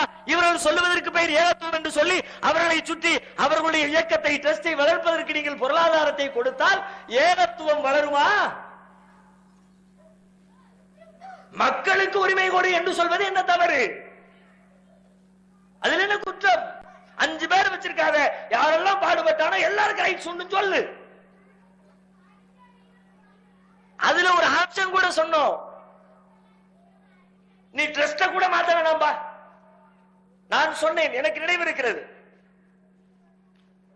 நான் வந்து பேசும்பொழுது சில நேரத்தில் ட்ரஸ்ட்ல இருந்து மாத்துறதுக்கு மனசு இடம் கொடுக்காம இருக்கலாம். நம்ம ஏற்கனவே நீங்க அனுமதிச்ச காலத்துல தானே நாங்க இந்த ட்ரஸ்ட் அமைச்சோம், ஏற்கனவே ஓகே சொல்லிட்டு இப்ப வந்து மாட்டேங்கிறீங்கள அப்படின்னு உங்களுக்கு கருத்து வேறுபாடு இருக்கலாம். சரி, அது கூட பிரச்சனை இல்லை, அதே பெயரில் இயங்குங்கள், ட்ரஸ்ட்ல கூட இருங்க. என்ன செய்யுங்க? 10 ட்ரஸ்டின்னு பதிவு செஞ்சு வச்சிருக்கிறீங்களா? சட்டப்படி செய்யப்பட்டிருக்கிற பதிவுல உங்க 11 பேர் இருக்குதா? நீங்க ஊருக்குள்ள எத்தனை பேர் தௌஹீதுக்காரன் இருக்காங்க பேர் எடுங்க, எல்லா லிஸ்டையும் எடுங்க. ஒரு 100 பேர் லிஸ்ட் சேர்ந்தா 111 பேர் பதிவு பண்ணுங்க, மேட்ரு ஓவர். நீ ட்ரஸ்ட மாத்தி தான் ஆகணும். ட்ரஸ்ட கலைச்சு தான் ஆகணும், ட்ரஸ்ட ஜமாத்தாக்கி தான் ஆகணும், அப்படி கூட சொல்லவில்லை. அது ஒரு வழி இல்லையா? மக்களை ஆட் பண்ணு. இதுல எங்க சொத்தை எழுதி வாங்குவது இருக்கிறது? சரி, மாநிலத்திலிருந்து உங்கள்ட்ட எழுதி வாங்கிட்டா உடனே நாங்க வித்து காசாக்கி வீட்டுக்கு எடுத்துட்டு போயிருவோமா? ஒரு பேச்சுக்கு நாங்க கேட்கல, அது சொல்லல, அப்படி நடக்கல. இன்னும் சொல்ல போனால் இதே பேச்சுவார்த்தைக்காக நான் வந்து சென்றதற்கு பிறகு அதற்கு அடுத்த கட்டமாக அடுத்த நிர்வாகம் வருகிறது. அதிலே 2 நிர்வாகிகள் வருகிறார்கள். ரஹமத்துல்லா வருகிறார், ஹலீல் ரசூல் வருகிறார்கள். 2 பேரும் அமர்ந்து பேசுகிறார்கள். பேச்சுவார்த்தையின் முடிவிலே இந்த ட்ரஸ்ட் நிர்வாகிகள் சபையோர் முன்னிலையில் சாட்சியாக வீடியோ ஆதாரங்களோடு அவர் சொல்லுகிறார், இன்றைக்கு தமிழகத்திலே இருக்கிற அமைப்புகளில் சிறந்த அமைப்பாக, நல்ல அமைப்பாக தமிழ்நாடு தௌஹீத் ஜமாத் மட்டுமே இருக்கிறது. ஒரு காலத்திலும் இதற்கு எதிராக நாங்கள் செல்லவே மாட்டோம். ஒரே ஒரு நேரத்தில் நாங்கள் ட்ரஸ்ட கலைச்சிட்டு ஜமாத்துக்கு வருவோம். எப்ப தெரியுமா? அடியக்கமங்கலத்தில் நபிவழி அடிப்படையில் ஒரு திருமணத்தை நடத்தி நபிவழி அடிப்படையில் ஒரு ஜனாசாவை அடக்கம் பண்ணிட்டா எங்க வேலையெல்லாம் முடிஞ்சிருச்சுன்னு சொல்லி அதற்கு பிறகு நாங்க தௌஹீத் ஜமாத்தோட ஐக்கியமாயிருவோம், அதன் பிறகு ட்ரஸ்ட் இருக்காது என்று சொன்னார்கள். வீடியோ பதிவு ஆதாரங்கள் இருக்கிறது. அந்த தோழர்களை பார்த்து, ட்ரஸ்டிகளை பார்த்து நான் கேட்கிறேன், நீங்கள் விரும்பியதை போல நபிவழி திருமணமும் அதிரடிப்படை ஆதரவோடு நடந்து முடிந்து விட்டது. நபிவழி ஜனாசாவும் உங்களின் எதிர்ப்புகளை மீறி நல்ல முறையில் அரங்கேறி விட்டது. இப்பொழுது உங்களின் நிலை என்ன? ரெண்டுமே முடிஞ்சிருச்சு. 2 தான் கோரிக்கை. ஃபைனலா வச்சது அதுதான். 2 நடக்கட்டும்பா, அதுக்கப்புறம் பிரச்சனை இல்லை, எல்லாத்தையும் ஒன்னா சேர்த்துருவோம். சேர்ப்பீர்களா? சேர்த்தீர்களா? அவ்வளவு இவர்களிடம் இருக்கிற நேர்மையை பாருங்கள். ஆரம்பத்தில் தமுமுகவோடு இருந்தோம், பணியாற்றி கொண்டிருந்தோம். தமுமுகவிலிருந்து ஜமாத்து பிரிகிறது, தமிழ்நாடு தௌஹீத் ஜமாத் உருவாகிறது. அதற்கு முன்னால் தமுமுகவில் செயல்பட்டுக் கொண்டிருந்த பொழுது சகோதரர் பிஜேயை அழைத்து வந்து ஷரியத் மாநாடு என்ற பெயரிலே ஒரு மாநாடு ஒன்று போடப்படுகிறது அடியக்கமங்கலத்தில். மாநாட்டுக்காக வசூல் செய்தால் அல்லாஹ் அள்ளி கொடுக்கிறான். மாநாட்டு செலவு போக 50,000 ரூபாய் பல்கா மிச்சம். என்ன பண்ணுவது? அன்றைய நிர்வாகிகள் கலந்து பேசுகிறார்கள். அதில் ஒரு முடிவெடுக்கிறார்கள், இது சகோதரர் பிஜேயை அழைத்து வந்து கூட்டம் போடுவதற்காக வசூலித்த பணம். எனவே இந்த பணத்தை அந்த வகைக்கு மட்டுமே நாம் செலவழிக்க வேண்டும். அப்படியானால் இந்த கூட்டம் முடிந்து விட்டது, இந்த பணத்தை சேமித்து வைப்போம், மீண்டும் ஒரு முறை பிஜேயை அழைத்து வந்து அவரை வைத்து கூட்டம் நடத்துவோம், அந்த கூட்டத்திற்கான செலவை இந்த தொகையிலிருந்து செலவழிப்போம் என்று 50,000 சொச்சம் ரூபாய்களை எடுத்து ஒதுக்கி வைக்கிறார்கள். சில நாட்களில், சில மாதங்களில் ஜமாத் பிரிகிறது, தமுமுக தௌஹீத் ஜமாத் உடைகிறது. அதுல இருந்து நாம வெளியே வருகிறோம். பிரச்சனை ஆரம்பிக்குது. இன்னைக்கு யாரெல்லாம் ட்ரஸ்ட்ல இருக்கிறார்களோ அவர்கள் தௌஹீத் ஜமாத்தின் பக்கத்தில் இருக்கிறார்கள். தமுமுக காரங்களுக்கும் பிரச்சனை வருது. நம்ம 2 பேரும் சேர்ந்து உழைத்து உருவாக்கிய சொத்துக்கள், பணம், லைப்ரரி பணம் இருக்கிறது. 2 பேரும் பிரிந்து விட்டோம். எனவே சுமூகமா இதை பிரிச்சுக்குவோம். நீ அதை வச்சுக்க, நீ இதை வச்சுக்க, நீ இதை வச்சுக்க, நான் இதை வச்சுக்கிறேன். பேச்சுவார்த்தை நடக்கிறது. தமுமுக காரர்கள் அந்த 50,000 சொச்சம் பணம் இருக்குதுல, அதை கொடுங்க. அதற்கு இன்றைக்கு அந்த ட்ரஸ்டுடைய முக்கியஸ்தராக இருக்கிறவர் சொல்லுகிறார், நாம என்னப்பா முடிவெடுத்தோம்? பிஜே கூட்டிட்டு வந்து கூட்டம் போடுறதுக்கு தானே இந்த பணம். இப்ப பிஜே எந்த பக்கம் இருக்கிறாரு? யாரு கூப்பிட்டு கூட்டம் போடுவா? எங்க பக்கம் தானே இருக்கிறாரு. இப்ப நாங்க தானே அழைச்சு வந்து கூட்டம் போடுவோம். எனவே அந்த பணத்தை உங்களுக்கு தர முடியாது என்று சொன்னார்கள். அவர்கள் அதை ஒத்துக்கொண்டார்கள். ஆமா, நம்ம முடிவு எடுத்தது தானே, போகட்டும் என்று அந்த எடுத்த முடிவை ஒத்துக்கொண்டு தமுமுக காரர்கள் விலகுகிறார்கள். தௌஹீத் இப்ப தௌஹீத் என்ன வேலை செய்யுது? ட்ரஸ்ட் உடைஞ்சிருச்சு, இன்னும் பணம் பணமாவே இருக்குது. பிஜே கூட்டிட்டு வந்து இன்னும் கூட்டம் போடல, அந்த காசு செலவாகல, அப்படியே மிச்சமாக இருக்கிறது. இப்பொழுது ட்ரஸ்ட் உடைஞ்சு இந்த பக்கம் தௌஹீத் ஜமாத், அந்த பக்கம் ட்ரஸ்ட் என்று வந்த உடனே தௌஹீத் ஜமாத் மக்கள் கேட்கிறாங்க, எப்பா பிஜே கூட்டிட்டு வந்து கூட்டம் போடுறதுக்கு தானே 50,000 சொச்சம். இப்ப பிஜே எந்த பக்கம் இருக்கிறாரு? எங்க பக்கம் தானே. கொடுத்துரு 50,000 குசுக்கு கொடுப்பேன். எவ்வளவு நேர்மை, அமானிதம், ஒழுக்கம், பொருளாதாரத்திலே நேர்மை. அல்லாஹ் கேட்க மாட்டானா? அல்லாஹ்விடத்தை பதிலளிக்க முடியாது இந்த கேள்வி வராது என்று எண்ணுகிறீர்களா? யாருக்காக இயக்கம்? எதற்காக இயக்கம்? ஊருக்கா, பேருக்கா, பெருமைக்கா, எதிரியை அழிப்பதற்கா, நீங்கள் உண்டா இல்லையா என்று ஒருவர் வெட்டி வீராவேசம் பேசுவதற்கா? எதற்கு அமைப்பு? மறுமையில் வெற்றிக்கல்லவா? அல்லாஹ்விடத்தில் நன்மைக்கல்லவா? இறைவனின் சுவர்க்கத்திற்கல்லவா? நாம் ஒருவருக்கொருவர் அடித்துக் கொண்டு மறுமையிலே வீழ வேண்டுமா?